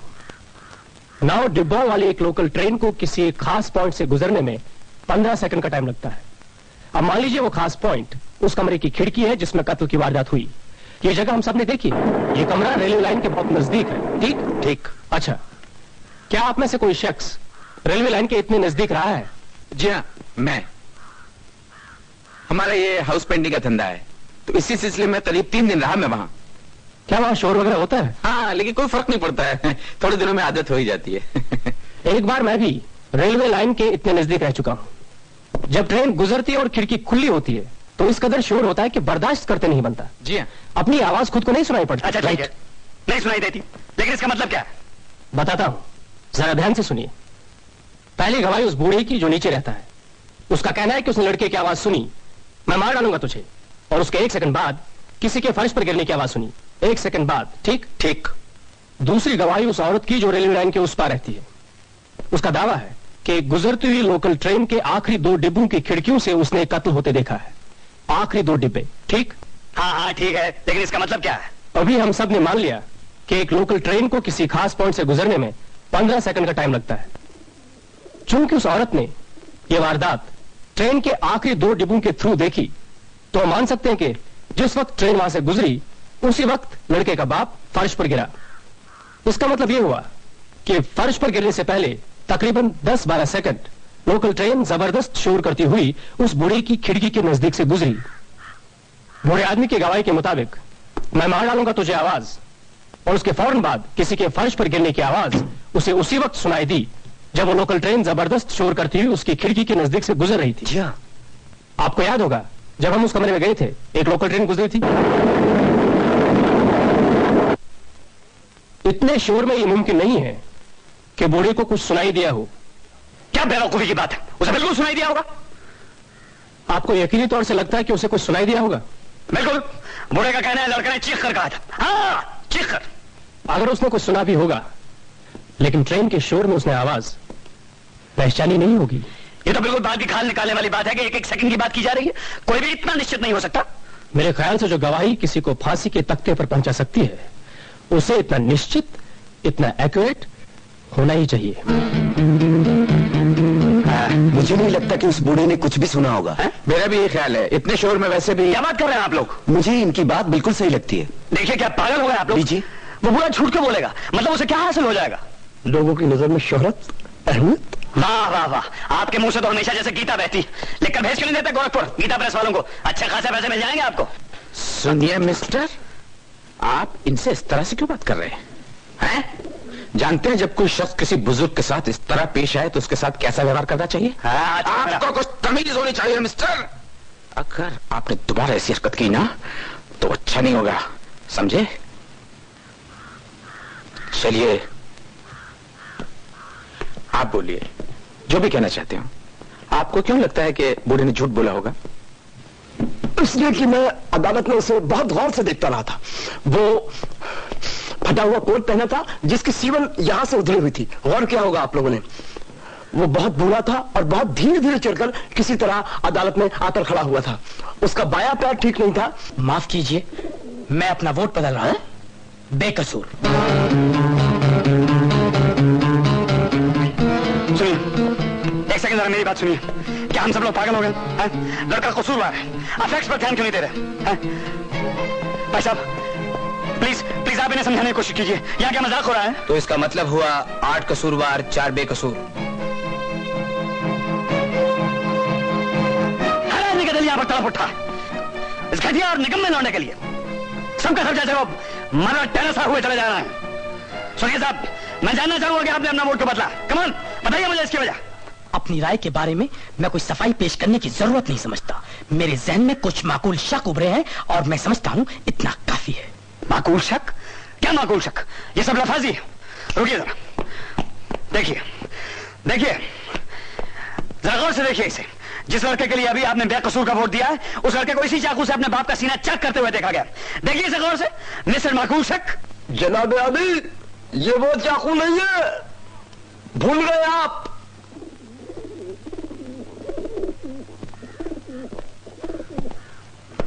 वाह, क्या बात है आपकी। हद होती है पागलपन की। आप पता नहीं मदारी की तरह कहां से तरह तरह की चीजें निकाल रहे हैं। किस बात का यकीन करें हम? अगर कल दारा सिंह और इन साहब के बीच में कुश्ती का मैच हो जाए तो ये साहब कहेंगे कि ये जीतेंगे। अच्छा एक बात बताइए, हम उस बूढ़े का क्या करें? क्या हम ये मान लें कि वो बूढ़ा बिस्तर से उठा नहीं, उसने दौड़कर दरवाजा खोला नहीं और उसने उस लड़के को सीढ़ियों से उतरते भागते देखा ही नहीं? उसे ये सब बातें इससे कहें कि उसे थोड़ी सी अहमियत मिल जाए, शोहरत मिल जाए। जरा रुकिए एक मिनट प्लीज। क्यों, अब आप बोलिंग करेंगे? क्या उस बूढ़े ने ये कहा था कि उसने दौड़कर दरवाजा खोला था? अरे दौड़कर खोला हो, चलकर खोला हो, नाच कर खोला हो, उसे क्या फर्क पड़ता है? उसने दरवाजा खोला था बस। मुझे नहीं लगता कि उसने दौड़कर दरवाजा खोला होगा। जहां तक मुझे याद है उसने कहा था कि वो दौड़कर सीढ़ियों तक पहुंचा था। जी उसने कहा था कि वो कमरे से उठा, दरवाजा खोला, गैलरी पार करके सीढ़ियों तक पहुंचा। क्या इतना काफी नहीं है आपके लिए? अच्छा, उसका कमरा गैलरी से कितना दूर था? क्यों, आपको पता नहीं? हमें तो ऐसा लगता है जैसे दुनिया की हर चीज का आपको पता है। मुझे पता नहीं। मैं उस कमरे का नक्शा एक बार फिर देखना चाहूंगा। पूरा केस ही दोबारा शुरू करवा दीजिए ना, अच्छा रहेगा। प्लीज वो नक्शा मंगवाइए। क्या भाई, ये बात क्या है? सिर्फ आप ही हैं जो हमेशा हर चीज देखना चाहते हैं? जी नहीं, इस बार मैं भी देखना चाहता हूं। और मैं चाहता हूं कि हमारा वक्त बर्बाद न किया जाए। एक मिनट देखिए साहब, अगर आप वो सारी बातें दोबारा शुरू करना चाहते हैं कि लड़का सिनेमा देखने कब गया, वो लाश किस जगह पाई गई, वगैरह वगैरह, तो मेरा ख्याल है ये महज एक वक्त। जी नहीं, मैं फिलहाल सिर्फ ये जानना चाहता हूं कि एक बहुत बूढ़ा आदमी जिसके पैर पर लकवे का असर हो, किस तरह से अपने बिस्तर से उठकर लंगड़ाते हुए छड़ी के सहारे गैलरी पार करके 15 सेकंड में सीढ़ियों तक पहुंच सकता है। उसने 20 सेकंड कहा था। उसने 15 सेकंड कहा था। उसने 20 सेकंड कहा था। आप खामखा इसमें भी हाक रहे हैं। उसने 15 सेकंड कहा था। उसे क्या मालूम 15 सेकंड कितने होते हैं? उसने 15 सेकंड ही कहा था और वो भी काफी दावे के साथ। दावे के साथ? वो एक सठियाया हुआ पुट्ठा है। आधी बातें तो उसके पल्ले नहीं पड़ रही थी। दावे के साथ वो क्या कहेगा भाई? मेरी समझ में नहीं आ रहा है आप साबित क्या करना चाहते हैं। उस बूढ़े आदमी का कहना है कि उसने लड़के को भागते हुए देखा था। जी, और उसका दावा है कि उसे सीढ़ियों तक पहुंचने के लिए 15 सेकंड से ज्यादा वक्त नहीं लगा। अब अगर कत्ल के फौरन बाद कातिल ने भागना शुरू किया, हो सकता है ना किया हो, तो उस बूढ़े का कहना है कि कातिल फौरन भागा था। वाह, बाल की खाल निकालने का कंपटीशन होना तो पहला इनाम आप ही को मिलेगा। सुनिए मिस्टर मशाल, आप ये आग उगलना बंद नहीं करेंगे?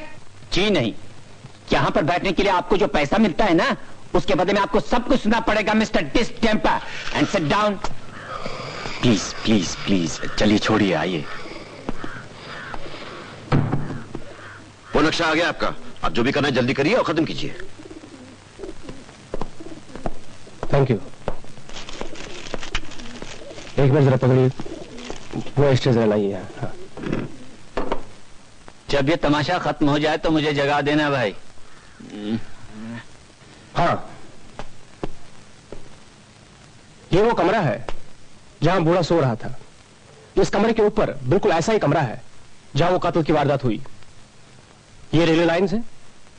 वो बूढ़ा यहां अपने बिस्तर में सो रहा था। चारपाई से दरवाजे तक की दूरी है 10 फीट।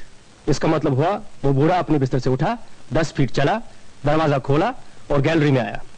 गैलरी से सीढ़ियों तक की दूरी है 40 फीट। मतलब उस बूढ़े ने 40 फीट का फासला तय करने के बाद उस लड़के को सीढ़ियों से उतरकर भागते देखा।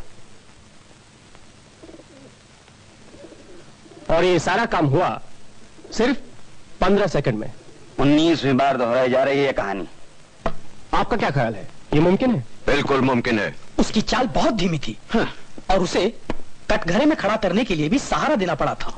आप ऐसा जाहिर कर रहे हैं जैसे कि ये बहुत लंबा फासला है, जबकि ऐसा है नहीं। एक बूढ़े आदमी के लिए जिसके पैर पर लकवे का असर हो और जो छड़ी के सहारे चलता हो, ये काफी लंबा फासला है। ये क्या कह रहे हैं आप?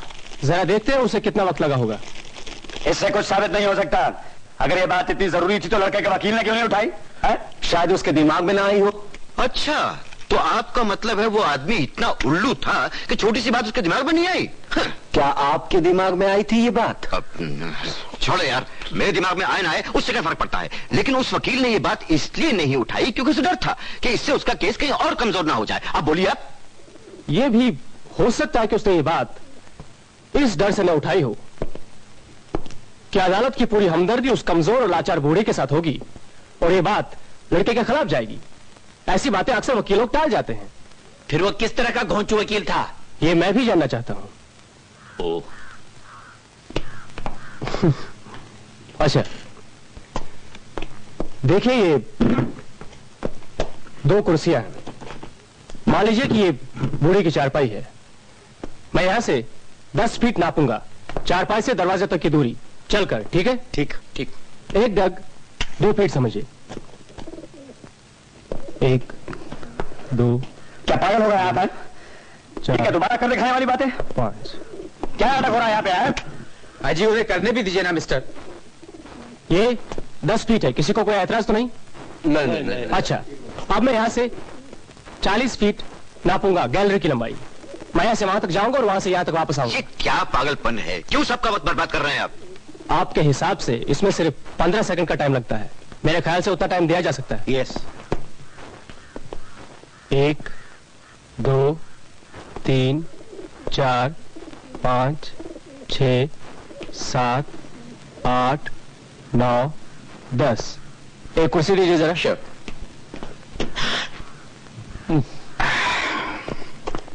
Here you are. ये लीजिए। Thank you. ओके। अच्छा, किसी की घड़ी में सेकंड्स की सुई है? हाँ, मेरे पास है। ओके, देखिए मैं यहां से उठूंगा जी। उस बूढ़े की छड़ी यहीं पास में कहीं होगी जी। मैं वहां से 10 फीट का फासला तय करूंगा। हाँ। उसके बाद ये 40 फीट। हाँ। राइट? राइट। अब जब आप शुरू करना चाहें तो पैर से फर्श पर आवाज कर लीजिएगा। समझ लीजिए कि वो लड़के के बाप के फर्श पर गिरने की आवाज है। उसी पॉइंट से आप मुझे टाइम कर लीजिएगा। ठीक है? चलिए देखते हैं। सो जा राजकुमारी सो जा। जिंदगी में ऐसी ड्रामाबाजी मैंने कभी नहीं देखी। मैं तैयार हूं।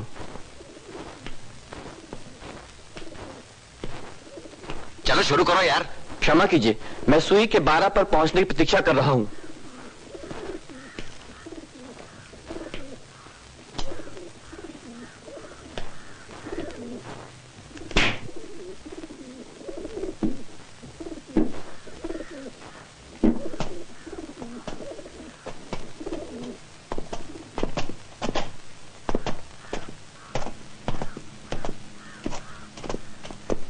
चलो चलो, वो इतना धीरे नहीं चलता था। वो इससे भी धीरे चलता था। लीजिए, मैं और तेज चलता हूँ।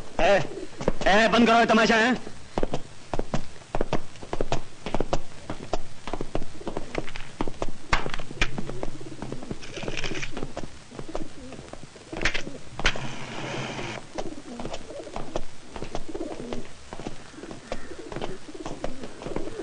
बस ठीक। कितने सेकंड से? 5, 10, 15, 20, 25, 30, 35, 40 और एक पूरे 41 सेकंड्स। अब देख लीजिए। My god, you are really. मेरे ख्याल से जो हुआ वो इस तरह हुआ होगा। बूढ़े आदमी ने कुछ घंटे पहले बाप और बेटे का झगड़ा सुना।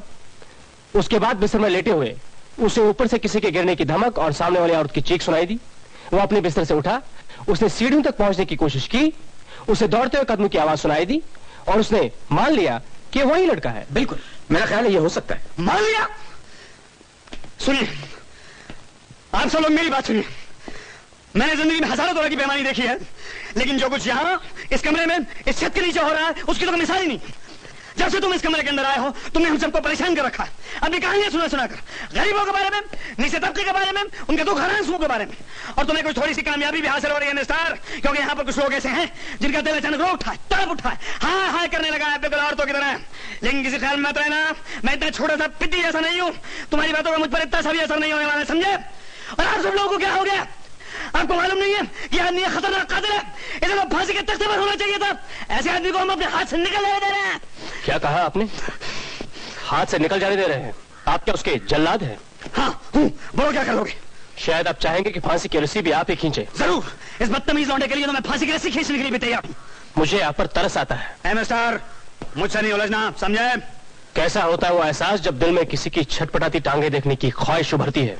मैं कहता हूँ चुप हो जाओ। आप जब से इस कमरे में दाखिल हुए हैं तब से किसी इंतकाम की हवस में तड़पते हुए से पेश आ रहे हैं। मैं कहता हूँ बकवास बंद करो।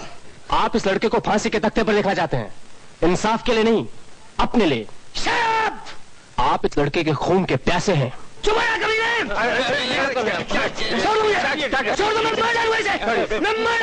आप सिर्फ कह रहे हैं, आपका मतलब सचमुच मार डालने से नहीं है ना?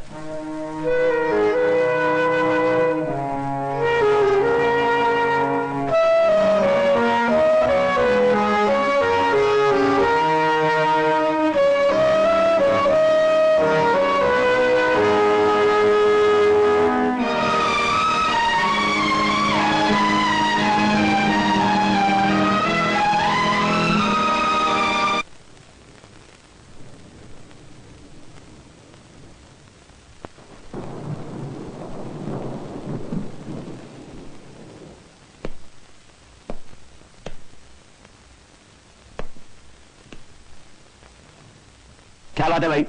हैं? क्या देख रहे हैं आप लोग? हैं?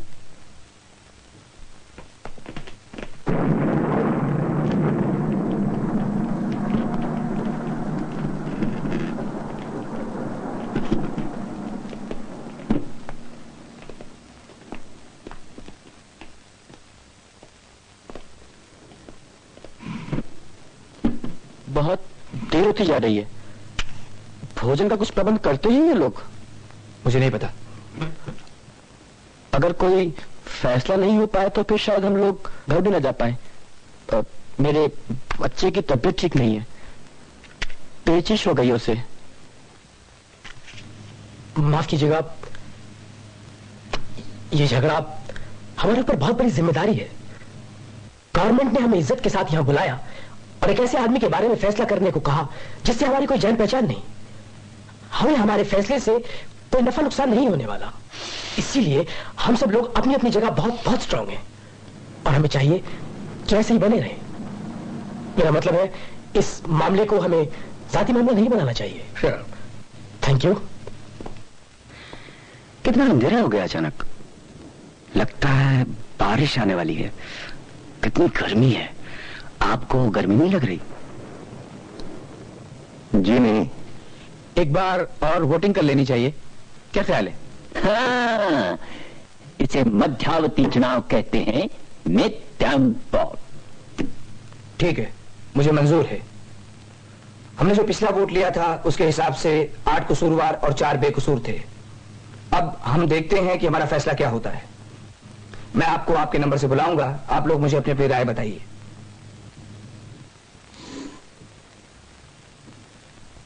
मेरा वोट है कसूरवार। नंबर 2 बेकसूर। नंबर 3 कसूरवार। नंबर 4 कसूरवार। नंबर 5 बेकसूर। नंबर 6 नंबर 6 बेकसूर। नंबर 7 कसूरवार। नंबर 8 बेकसूर। नंबर 9 बेकसूर। नंबर 10 कसूरवार। नंबर 11 बेकसूर। Number 12 number 12 guilty guilty. दोनों पक्ष बराबर, 6 कसूरवार और 6 बेकसूर। और इसी के साथ इस टेस्ट मैच की दूसरी इनिंग शुरू होती। 6 के मुकाबले 6। मैं सच कहता हूं, एक कत्ल इस कमरे में भी होने जा रहा है। वो लड़का जिस तबके से आया है, वो लड़का किस तबके से आया है इससे हमें कुछ लेना देना नहीं है। हम यहाँ इस मामले की छानबीन कर रहे हैं और हकीकत क्या है ये जानने की कोशिश कर रहे हैं। फैक्ट्स। फैक्ट्स की ऐसी की तैसी फाड़ में गए फैक्ट्स उड़ते जैसे चाहे मोड़ लीजिए। यही बात है, गणतंत्र साहब आपको समझाने की कोशिश कर रहे हैं मगर आपके दिमाग शरीफ में उतर ही नहीं रही है। चीख चीख कर आपने लोगों के कान के पर्दे फाड़ रखे। निहायत बदतमीज किस्म के आदमी है आप, बोलने का शऊर नहीं है आपको। प्लीज प्लीज, कोई बात नहीं। अब बरन साहब नहीं देता वरना बताऊंगा मैं साहब को। कोई बात नहीं, प्लीज चलिए। आइए बैठिए। बहुत गर्मी है भाई, ये पंखा कम बहुत। पानी लेंगे आप? मैं लेके आता हूँ। नहीं शुक्रिया।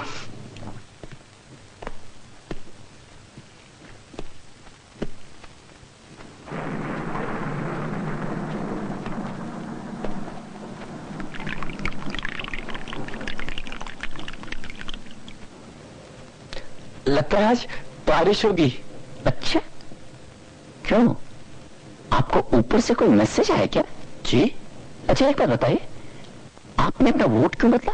मुझे महसूस हुआ कि ये कि आपकी टांग इतनी कमजोर थी कि आप एक फैसले पर टिक नहीं सकते थे। नहीं नहीं, बहुत सी ऐसी बातें हैं जो पहली बार हमारे सामने आई है और हमें। मत छोड़ो यार, आप भी हवा के साथ फड़फड़ा गए, रोक खा गए इन साल इंटेलेक्चुअल्स का। नहीं नहीं, ये बात नहीं है। आप भी उनमें से हैं जो एक ढूंढो 1000 मिलते हैं। सुनिए श्रीमान, आपको कोई अधिकार नहीं मुझसे इस तरह से। कुत्ता साला।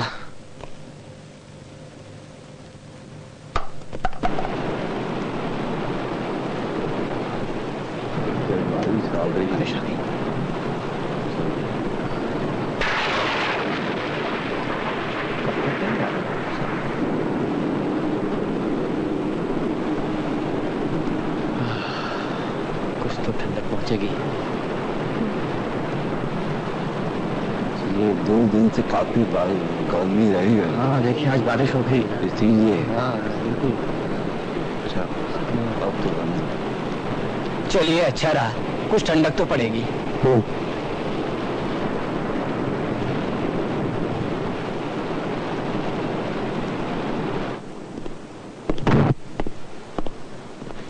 देखा, 6 के मुकाबले 6।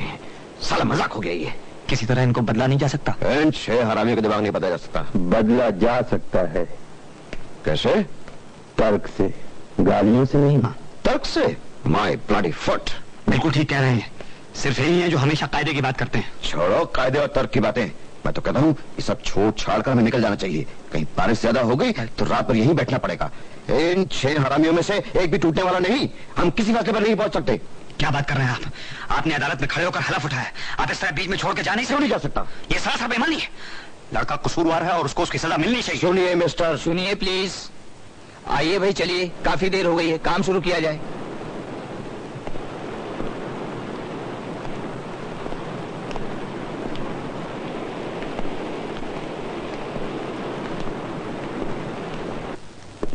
सुनिए सब लोग, मेरा ख्याल है अब हमारा यहाँ और रुकना बेकार है। कोई नतीजा निकलने वाला नहीं। अदालत से जाकर कह देते हमसे कोई फैसला नहीं होगा। मेरा भी यही ख्याल है। चलिए चलते हैं। यहाँ गाड़ी अटक गई है, अब यहाँ पर कोई फैसला बदलने वाला नहीं है।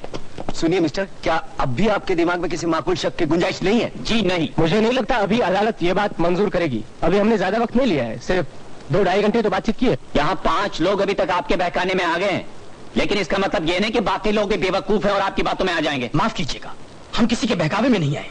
हमारी अपनी अपनी राय है। हमें माकूल शक है। हो सकता है शायद माकूल शक का पूरा मतलब आपको नहीं पता हो। What do you mean? आपको पता नहीं है? आप होते कौन है मुझसे इस तरह बात करने वाले?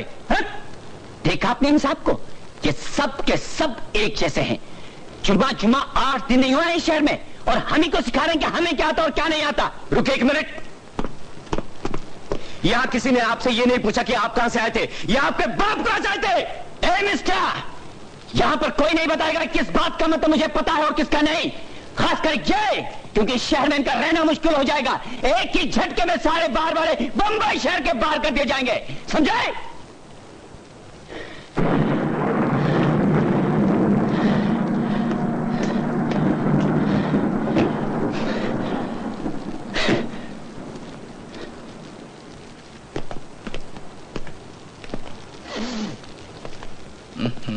अभी झगड़ा बंद कीजिए प्लीज। क्या हम थोड़ी देर भी झगड़े बिना नहीं रह सकते?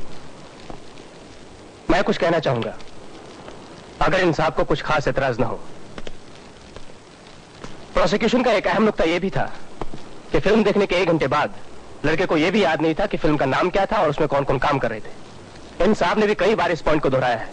बेशक लड़के के पास अपने बचाव का सिर्फ यही एक बहाना था, और वो भी निहायत कमजोर, जिसे अपनी तमाम कोशिशों के बावजूद भी वो पुख्ता नहीं बना सका।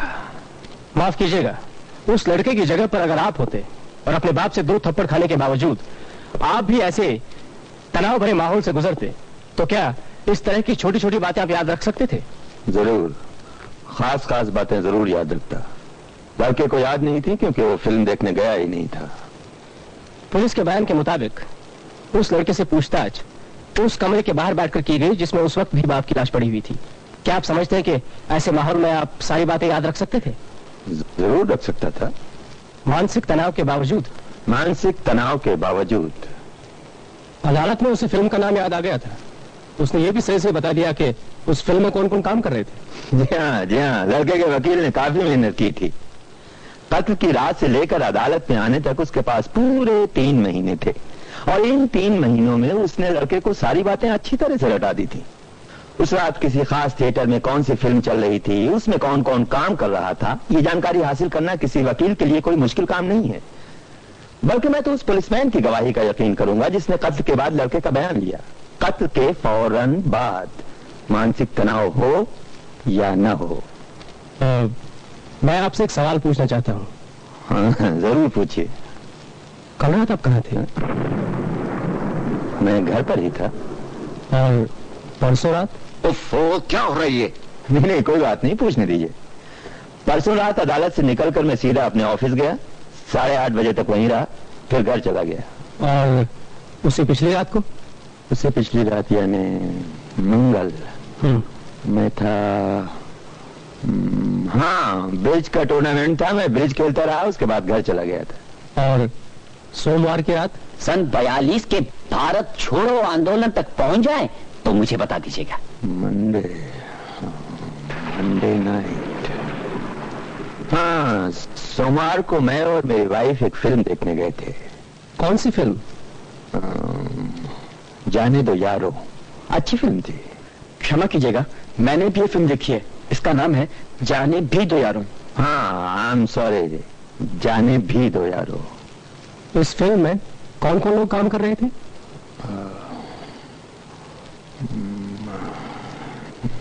निसारुद्दीन, हो यस, नासिरुद्दीन शाह। जी नहीं, नासिरुद्दीन नहीं, नसीरुद्दीन शाह। और कौन? और सब नए थे, शायद नेशनल स्कूल ऑफ ड्रामा और पूना इंस्टीट्यूट के लड़के। पहले उनके बारे में कभी कुछ पढ़ा सुना नहीं था। और तब आप किसी मानसिक तनाव से नहीं गुजर रहे थे?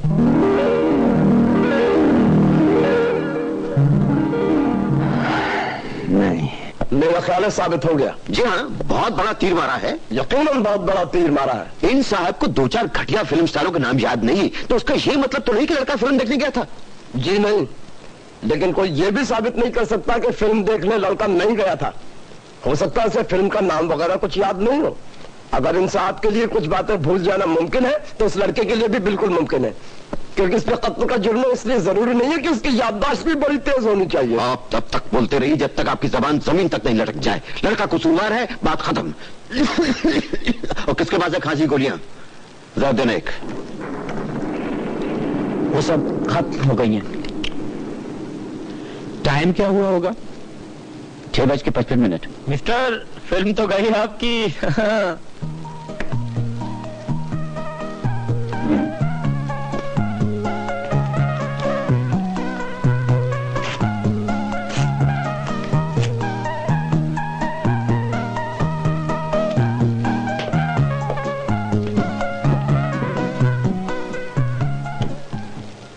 क्षमा कीजिएगा, मैं ये चाकू देख सकता हूँ? जरूर।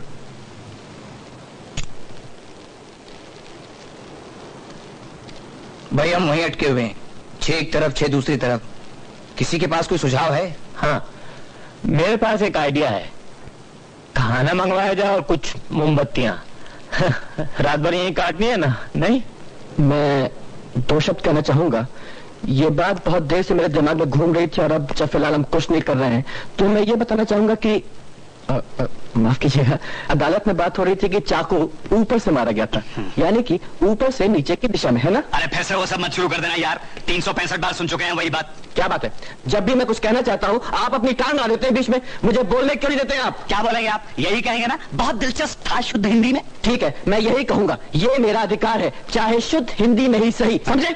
सुनिए जनाब, और आप प्रजातंत्र के बारे में बात करेंगे। अरे माफ कीजिएगा। माफ कीजिएगा यार, आप हमेशा इतनी विनम्रता से क्यों बात करते रहते हैं? बिल्कुल उसी वजह से जिस वजह से आप नहीं करते। मेरी परवरिश जंगल में नहीं हुई है, समझे? I am sorry. हाँ, तो मैं कह रहा था कि ये ऊपर से नीचे की दिशा में हमला करने वाली बात मेरे गले नहीं उतरती, इसलिए कि लड़के की ऊंचाई है 5 फुट 3 इंच और उसके बाप की ऊंचाई थी 5 फुट 10 इंच, अर्थात दोनों में 7 इंच का अंतर था।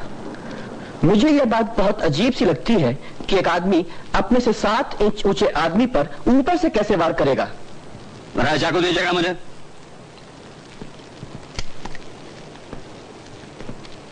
जब तक आप देख नहीं लेंगे आपको तसल्ली नहीं होगी। जी, मैं दिखाता हूं।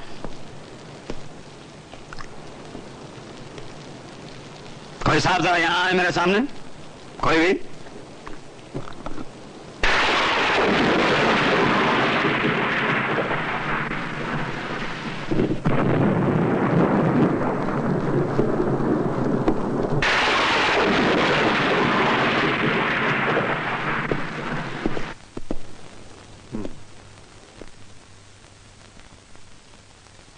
गौर से देखिएगा,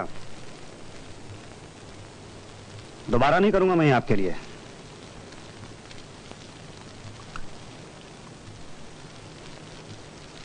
मेरा कद आपसे 6-7 इंच छोटा है ना? ठीक है, शायद थोड़ा सा फर्क है। लीजिए, मैं और थोड़ा छोटा हो जाता हूं।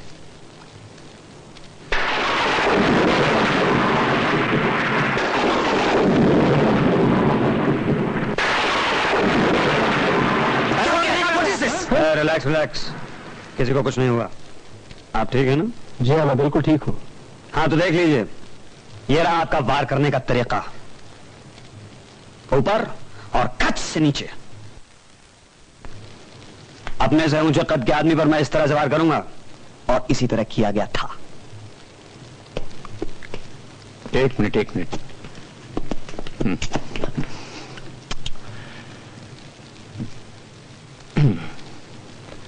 ऊपर से नीचे, बिल्कुल ठीक। शक की तो कोई गुंजाइश ही नहीं है, ये तो बहुत साफ केस है।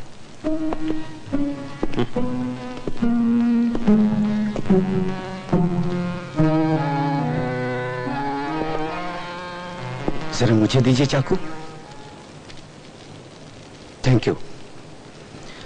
मुझे नफरत है इन चीजों से। इन्हीं चीजों में पला था मैं। क्या किसी झगड़े वगैरह में चाकू चलते देखा आपने? सैकड़ों बार, अपनी गली में, मोहल्ले में, आसपास के इलाकों में। वहां ऐसी बातें रोजमर्रा की बातें थी। कैसी अजीब बात है कि मैं इसके बारे में सोच ही नहीं रहा था। शायद सोचना चाहता भी नहीं था। कुछ ऐसी बातें होती हैं जिन्हें आदमी बुलाने की कोशिश करता है। बहरहाल ये चाकू इस तरह से इस्तेमाल नहीं किया जाता।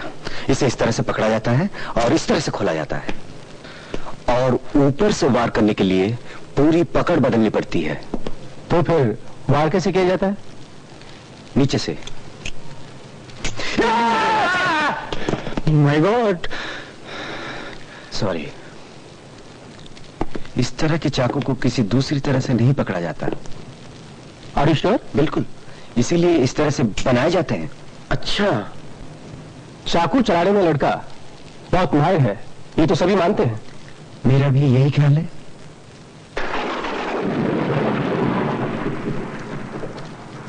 मतलब आपको लगता है कि लड़की ने ऊपर से नीचे वार नहीं किया? जी। जिस लड़के को इतना अनुभव हो और इतनी प्रैक्टिस हो, वो ऐसा नहीं कर सकता। दरअसल अपने आप ही हाथ पर उस तरह से चल जाते हैं जिस तरह की उन्हें आदत पड़ जाती है। जैसे किसी कार का ब्रेक या गियर। अगर वो लड़का वार करता तो नीचे से ही करता। ये बात आप इतने यकीन के साथ कैसे कह सकते हैं? आपने कत्ल करने का कोई डिप्लोमा ले रखा है क्या?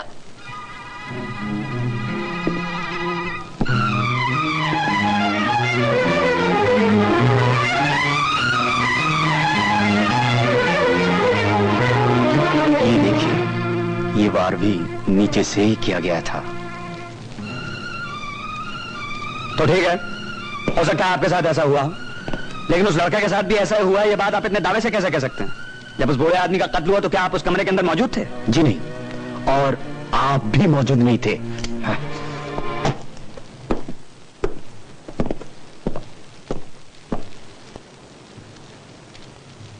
इस सब से कुछ नहीं होगा मिस्टर। मुझे यकीन नहीं है उसकी बातों पर। महज इसलिए कि वो लड़का चाकू चलाने का माहिर था, इससे जख्म की नौयत तो तय नहीं हो जाती। ठीक, बिल्कुल ठीक। आपका क्या ख्याल है? वेल, आई डोंट नो, कुछ समझ में नहीं आ रहा। क्या समझ में नहीं आ रहा? I don't know. सुनिए प्लीज, मेरी बात सुन लीजिए। आप इस बहसबाजी से कुछ नहीं होने वाला है। मेरी खोपड़ी भंना रही है, मैं तंग आ गया हूं, इसलिए मैं अपना वोट बदल रहा हूं बेकसूर। क्या क्या क्या क्या क्या क्या? सुना नहीं आपने? बेकसूर। भाग में जाओ। क्या भाग में जाओ? ये कोई जवाब नहीं होता। नहीं है तो नहीं है, आपको ऐसे क्या? आप अपनी चिंता कीजिए। ठीक कह रहा है वो। ये कोई जवाब नहीं है। किस तरह के आदमी हैं आप? पहले सबके साथ मिलकर आपने कसूरवार का फैसला दे दिया क्योंकि आपकी जेब में सिनेमा के टिकट उछल-कूद मचा रहे थे, और अब आप बेकसूर का फैसला दे रहे हैं क्योंकि अंदर से तंग आ चुके हैं। ए मिस्टर टॉमिसन, किसी की जिंदगी से इस तरह खिलवाड़ करने का कोई हक नहीं है आपको। इससे ज्यादा घटिया और गिरी हुई बात हो ही नहीं सकती। सुनिए, आपको मुझसे इस तरह बात करने का कोई हक नहीं हक है। अगर आप बेकसूर का फैसला देना चाहते हैं तो जरूर दीजिए, मगर इसलिए नहीं कि आप जैसे तंग आ चुके हैं, बल्कि इसलिए कि आपको यकीन है कि लड़का बेकसूर है। और अगर आपको लगता है कि लड़का कसूरवार है, आपको यकीन है, तो अपना वोट जरूर दीजिए। रात में इतनी हिम्मत नहीं कि आपको जो ठीक लगता है वो कर सके। एक मिनट, कसूरवार या बेकसूर? मैंने कह दिया बेकसूर। क्यों? और डैम इट, मुझे कोई सफाई देने की बंदिश नहीं है। बंदिश है, बताइए क्यों कहा बेकसूर? मुझे नहीं लगता लड़का कसूरवार है।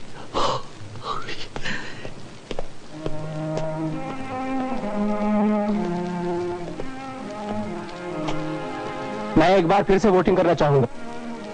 एक बार फिर से वोटिंग की मांग की गई है। मेरा ख्याल है हाथ उठाकर वोट देना ज्यादा आसान रहेगा। जो लोग बेकसूर के पक्ष में वोट देना चाहते हैं वो लोग अपना हाथ उठाएं। 1 2 3 4 5 6 7 8 9। और कसूरवार के पक्ष में मेरी समझ में नहीं आता आप लोगों को हो क्या गया है। आप ऐसे किस्से कहानियों पर यकीन कर रहे हैं जिनका कोई तुक नहीं है। आप लोग पढ़े लिखे हैं, समझदार हैं, अक्लमंद हैं। जरा सोचिए आप लोग कर क्या रहे हैं। ये आदमी, आप इसे जानते हैं, मुझे तो ये आदमी पागल नजर आता है। इसे तो आगरा या थाना की पागलखाने में होना चाहिए था। आप इसकी बातों में यकीन कर रहे हैं। उस लड़के के बारे में मैं जो कह रहा हूं वो पत्थर की लकीर है। वो लोग झूठे हैं, कमीने हैं, पैदाइशी कमीने। मैं प्रैक्टिकल आदमी हूं, तर्क की बात करता हूं।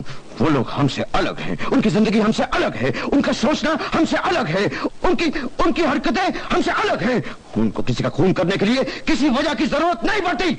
सुनिए, मैं सच कह रहा हूं, सब जानते हैं दुनिया भर की गंदगी, दुनिया भर की बुराइयां इनके अंदर घुसी हुई है।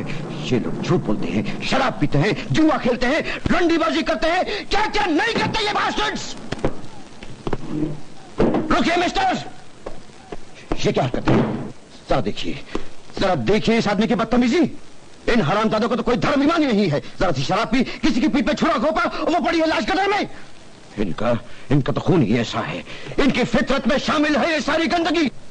अब आप कहां जा रहे हैं? जाइए, आप भी जाइए और अंदर जाकर अपने कान अच्छी तरह से साफ कर लीजिएगा ताकि मेरी बात उनके अंदर घुस सके। सुनिए, इस कौम के दिल में किसी के लिए कोई जगह नहीं है। कोई जिए या मरे इनकी बरास है। ये लोग अपनी माँ की परवाह नहीं करते, अपने बाप की परवाह नहीं करते। साले जानवरों की तरह पैदा होते हैं, सुअर के बच्चों की तरह बढ़ते हैं और उन्हीं की तरह मरते हैं ये बास्टर्ड्स। आपको पता है, आप एक नैतिक गंदे, बीमार और खलीज आदमी हैं। गंदा और खलीज? अपनी जगह पे। ओ बुड्ढे, जरा ढंग से बात कर, नहीं तो तेरी तो आप बीच में ना आइए। ये होता कौन है बीच में बोलने वाला? गंदा और बीमार, जरा हिम्मत तो देखो इसकी।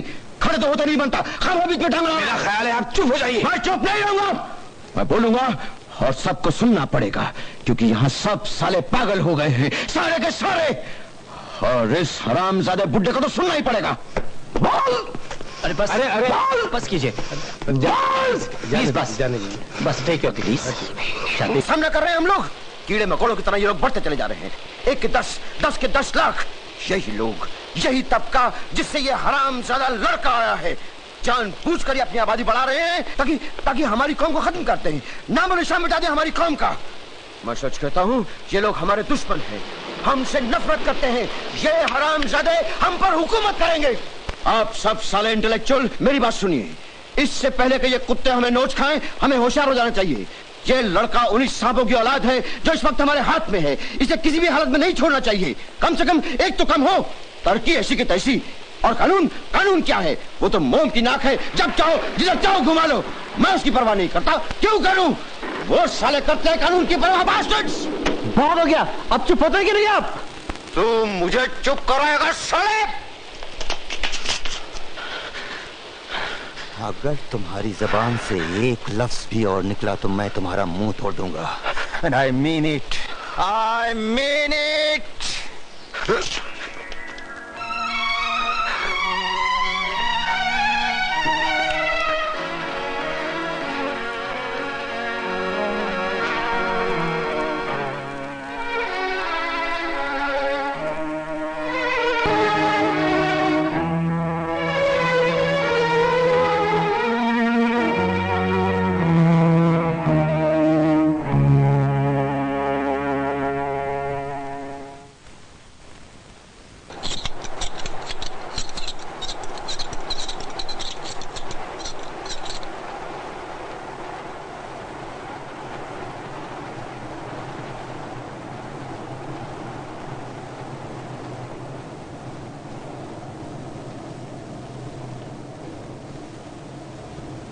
बहुत मुश्किल होता है ऐसे मामलों में अपने पूर्वाग्रह, अपने जाती जज्बात को अलग रखना, और इसी वजह से सच जानने के रास्ते भी बंद हो जाते हैं। फिर भी मैं समझता हूं कि कोई बहुत बड़ा नुकसान नहीं हुआ है। दरअसल सच्चाई क्या है मुझे भी नहीं पता, किसी को भी नहीं पता, और शायद कभी पता होगी भी नहीं। बहरहाल हम में से 9 लोग सोचते हैं कि लड़का कसूरवार नहीं है, लेकिन ये सोचना सिर्फ संभावनाओं पर आधारित है, इसलिए हो सकता है कि हम गलत हों। हमें नहीं पता, हो सकता है कि एक कसूरवार लड़के को हम दोबारा समाज में छोड़ने की गलती कर रहे हो, लेकिन हमारे पास माकूल शक है और ये बचाव का वो जरिया है जिसकी हमारे समाज में और कानून की नजर में बहुत अहमियत है। हम अभी पूरी तरह से निश्चित नहीं हैं। हम किसी भी शख्स को तब तक कसूरवार नहीं ठहरा सकते जब तक कि हम पूरी तरह से निश्चित ना हो। आप 3 लोग अपनी राय में इतने पक्के कैसे हैं, यह बात हम 9 लोगों की समझ में नहीं आती है। शायद आप में से कोई हमें समझा सके।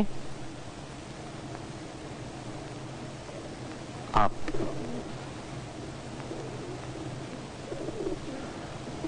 कोशिश करता हूं। आप लोगों के कुछ पॉइंट्स बहुत अच्छे थे, खासतौर से वो चाकू वाला पॉइंट जिससे आपने ये साबित किया कि लाश पर जख्म का जो निशान था वो ऊपर से नीचे की तरफ वार करने से नहीं बना है। फिर भी मुझे पूरा यकीन है कि कत्ल का मुजरिम वो लड़का ही है। उसकी 2 वजह हैं मेरे पास। पहली, वो औरत जो सामने वाले मकान में रहती है और जिसने सचमुच उस लड़के को कत्ल करते हुए देखा है। जहां तक मेरा सवाल है, मेरे लिए तो सिर्फ यही एक गवाही काफी है। और दूसरी, उसी औरत का बयान है कि उसने लड़के को हाथ उठाकर बाप के सीने में चाकू मारते हुए देखा। उसने उसे देखा, भले ही गलत ढंग से वार करते हुए देखा हो। ठीक, बिल्कुल ठीक। अब आइए 1 मिनट उस औरत के बारे में भी बात कर लेते हैं।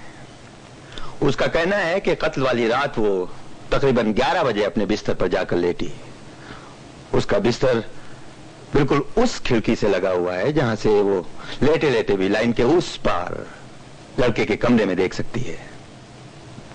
उसके कहने के मुताबिक तकरीबन 1 घंटा उसे नींद नहीं आई और वो यूं ही करवटें बदलती रही। रात को 12:10 पर एक लोकल ट्रेन उधर से गुजरी और इस गुजरती हुई ट्रेन के आखिरी 2 डिब्बों की खिड़कियों के थ्रू उसने कत्ल की वारदात होते हुए देखी। उस औरत का यह भी कहना है कि उसने बाप का कत्ल करते हुए लड़के को अच्छी तरह से पहचान लिया था। जहां तक मेरा ख्याल है, यह गवाही एक चट्टान की तरह मजबूत गवाही है और इसको हिलाया नहीं जा सकता है। मेरा भी यही कहना। पूरा केस इसी गवाही पर टिका हुआ है। कहिए, कहीं कोई शक नजर आ रहा है आपको?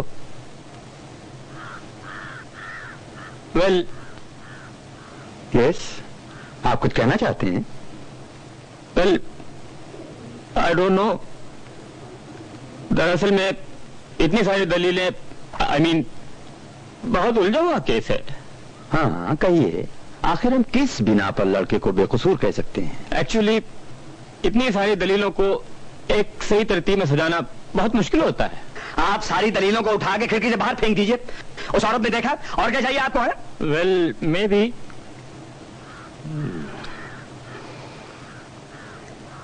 एक वोट और हो जाए है? एक और वोट की मांग की गई। किसी को कोई एतराज तो नहीं है? हाँ, बोलिए, क्या राय है आपकी? एक मिनट, मैं अपना वोट बदल रहा हूं। मुझे लगता है कि लड़का कसूरवार है, गिल्टी। माफ कीजिए, आप हरियाणा से हैं क्या? आया राम गया राम, जिधर की हवा देखी उधर ही बह गए।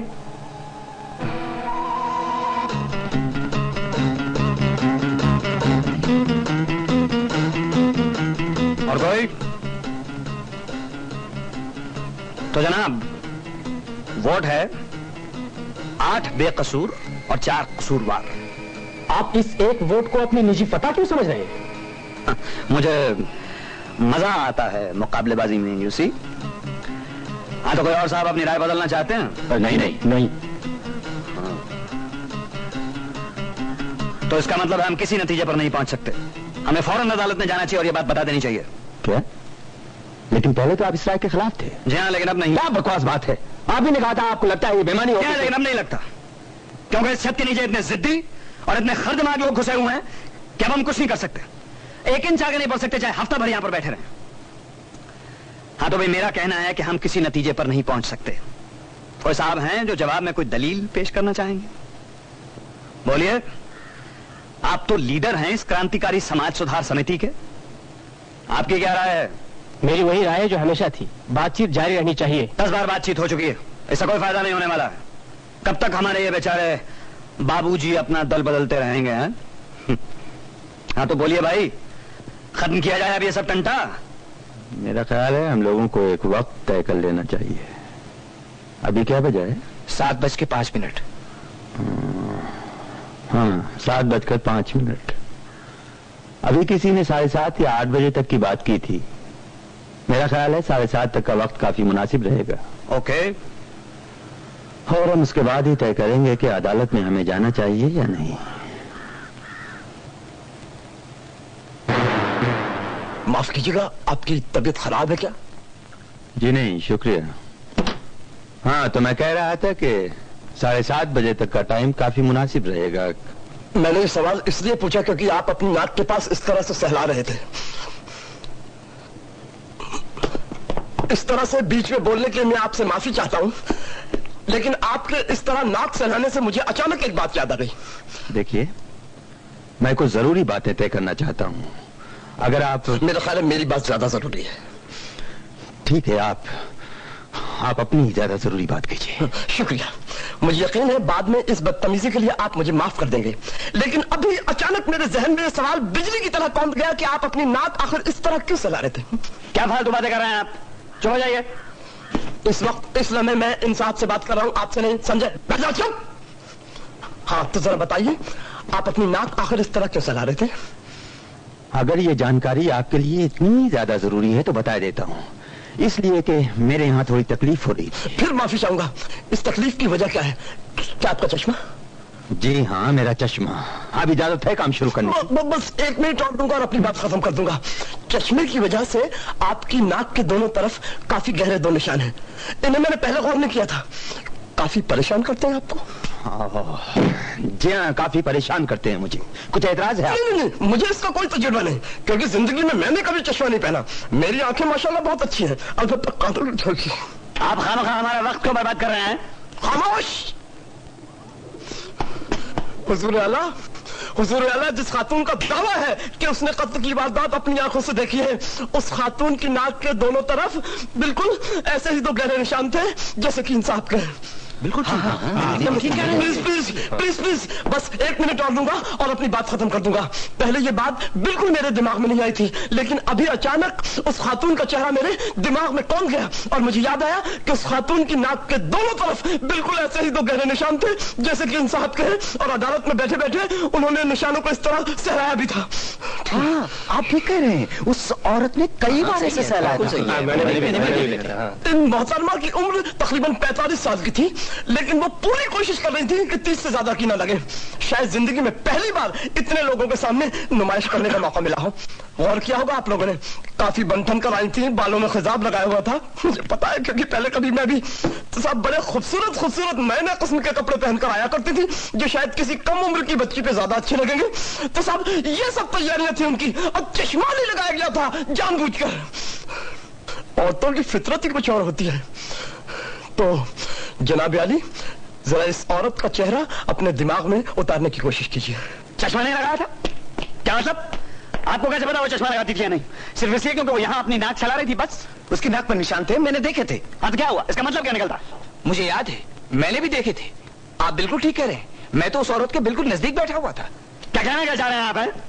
उसके यहाँ निशान थे, यहाँ। हाँ थे। अच्छा ठीक है, उसके यहाँ नाक पर निशान थे, वो अपने बालों में खिजाब लगा कर आई थी, लेकिन इसका मतलब क्या निकलता है? लड़का बेकसूर है? एक मिनट। क्या निशान चश्मे के अलावा किसी और चीज के हो सकते? नहीं हो सकते। नहीं हो सकते।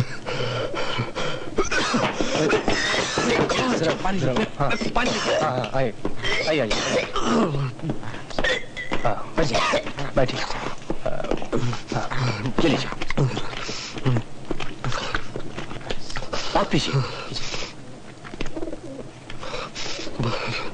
अच्छा, आप लड़के के वकील के बारे में बात कीजिए, उसने क्यों नहीं उठाई ये चश्मे वाली बात? हम 12 लोग इतनी देर से इस मामले पर बहस कर रहे हैं, हम में से भी 11 लोगों को ये बात नहीं सूझी। Okay okay. अच्छा, क्या आप समझते हैं कि वो वकील इतनी बेईमानी करेगा कि अपनी गवाह को जो कि चश्मा पहनती है बिना चश्मे के अदालत में पेश कर देगा? है? क्या कभी किसी ऐसी औरत को आप जबरदस्ती चश्मा पहना सकते हैं जो चश्मा इसलिए नहीं पहनना चाहती कि उसकी खूबसूरती में ऐब आ जाएगा?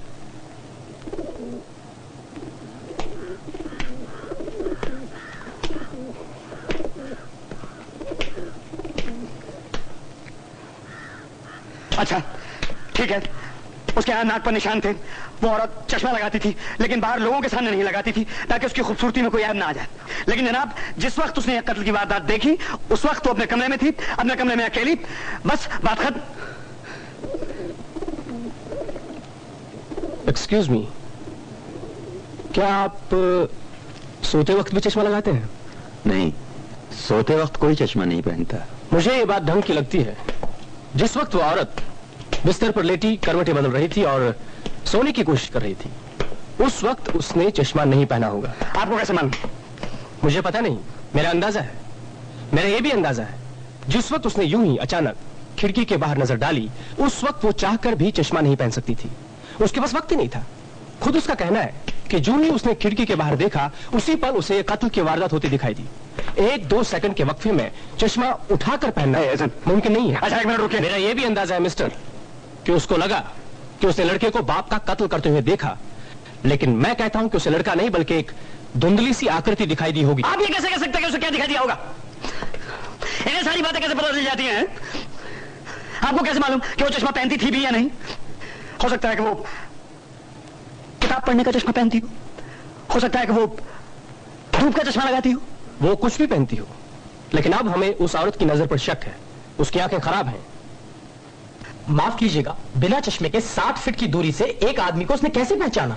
बिल्कुल, ऐसी गवाही के आधार पर किसी को फांसी के तख्ते पर नहीं भेज सकते। ये सब मत बताओ तुम मुझे। क्या आपको नहीं लगता कि उस औरत से गलती हुई होगी? नहीं। क्या ये मुमकिन नहीं? नहीं, ये मुमकिन नहीं है। क्या आपको लगता है कि ये मुमकिन है?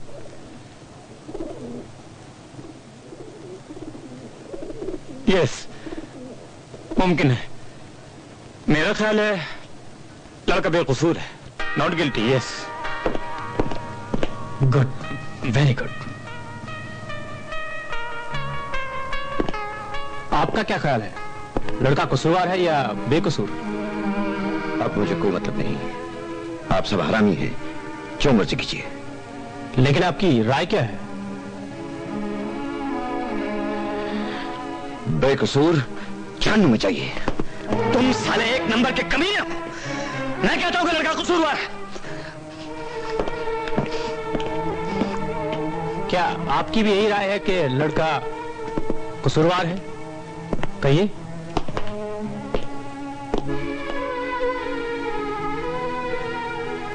नहीं, अब मुझे पूरा यकीन हो गया है, लड़का बेकसूर है। आप भी? क्या हो गया आपको? हैं एक आप ही तो हैं जो सिर्फ मेरी तरफ से लड़ रहे हैं। आप भी पलट गए। कल वो लड़का सड़कों पर आजाद घूमता हुआ दिखाई देगा। आप मेरे साथ रहिए प्लीज। मैंने फैसला कर लिया है, उमूमन मैं गलती नहीं करता, पर आज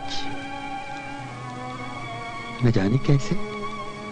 खैर, अब मुझे एक माकूल शक नजर आ रहा है, लड़का बेकसूर है। अब 11 बेकसूर और कसूरवार 1।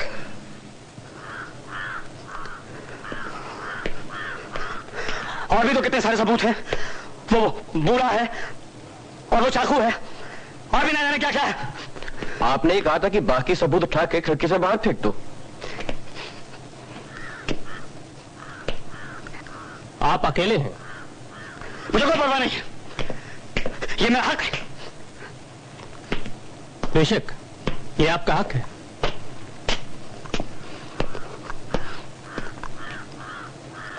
क्या चाहते हैं आप लोग? मैं कहता हूं कि लड़का कसूरवार है। आप इसकी वजह बताइए। मैं बता चुका हूं उसकी वजह। हमें आपकी वजह पर शक है। आप बताइए, आपकी नजर में लड़का कसूरवार क्यों है?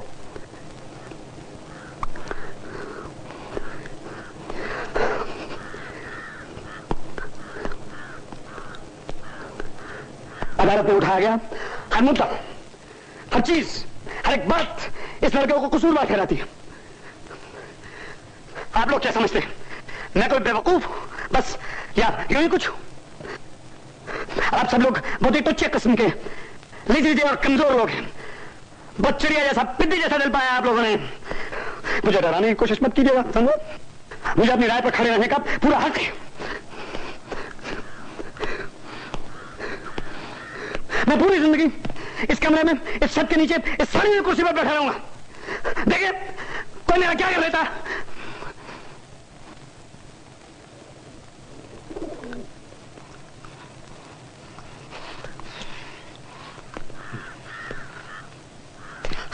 उस बूढ़े की बात क्यों नहीं लेते आप, जिसने सब कुछ सुना? या वो चाकू सिर्फ इसलिए क्योंकि इन साहब को बिल्कुल वैसे ही चाकू मिल गया? उस बूढ़े ने देखा इस लड़के को भागते हुए, इसमें कितने सेकंड लगे, इससे क्या फर्क पड़ता? और भी बहुत सी बातें हैं। जेब से चाकू गिर गया, इससे क्या साबित होता कि बूढ़े ने लड़के को भागते हुए नहीं देखा? कुछ साबित नहीं होता। आप लोग देख नहीं रहे यहां हर चीज का मतलब बदल दिया गया। जैसे कि वो चश्मा, आपको कैसे मालूम कि वो चश्मा पहनती थी या नहीं? सिर्फ इसलिए कि उसने अदालत में खड़े होकर हलफ उठाया। और क्या चाहते हैं आप? That's it?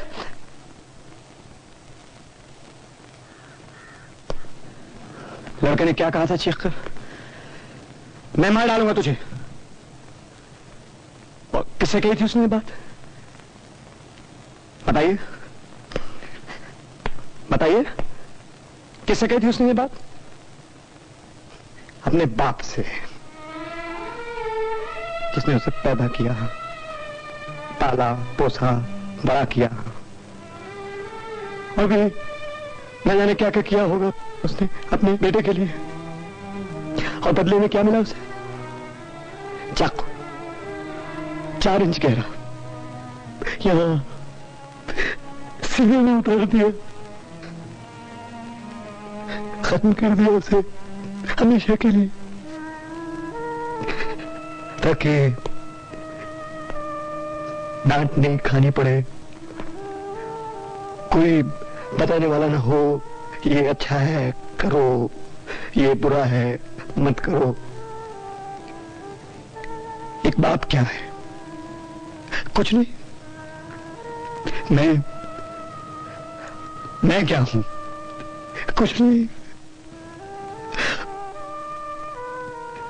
मेरा बेटा, उसने मुझे यहां गाल पे जोर से थप्पड़ मारा 2 बार और भाग गया मुझे छोड़कर अकेला। उसकी मां मर गई, उसका गम में देखने भी नहीं आया उसे।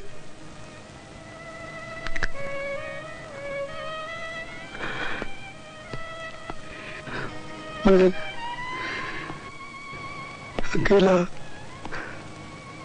अकेला बैठा रहता हूं।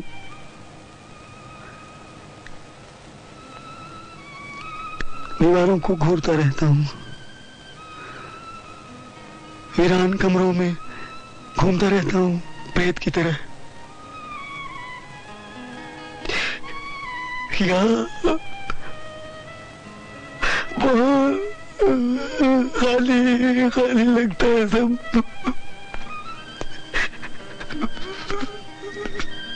ये सूनापन उस चाकू से भी पत्थर है। कितनी बार मरना पड़ेगा मुझे? कितनी बार मरूंगा अपने बेटे के लिए?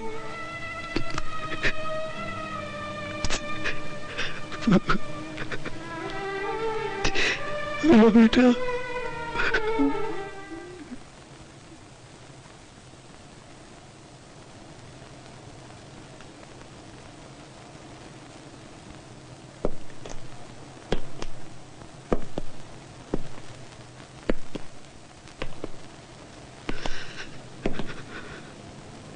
मुल्जिम आपका बेटा नहीं है, किसी और का है। उसे भी जीने का हक दीजिए।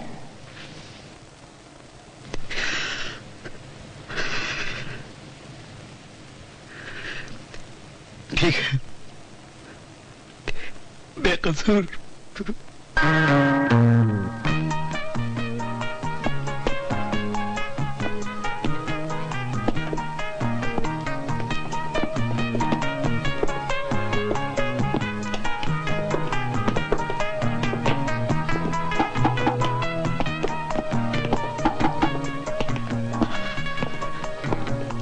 हम सब तैयार हैं।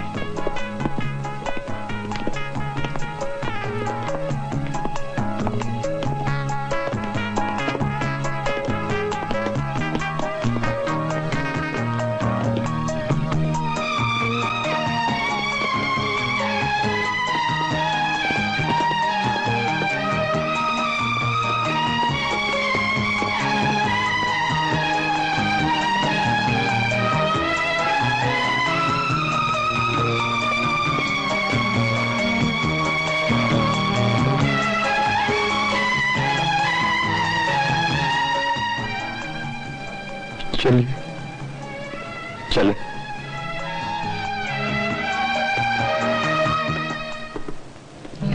देखिए चलिए, अच्छा है, खत्म हुआ। एक बार बारिश हाँ हुई, ये वाला कार्ड लीजिएगा, बस विजिट करो। मैं आपको लिख देता हूँ, चलिए आइए। काफी बारिश हुई, अब ठंडक हो जाएगी।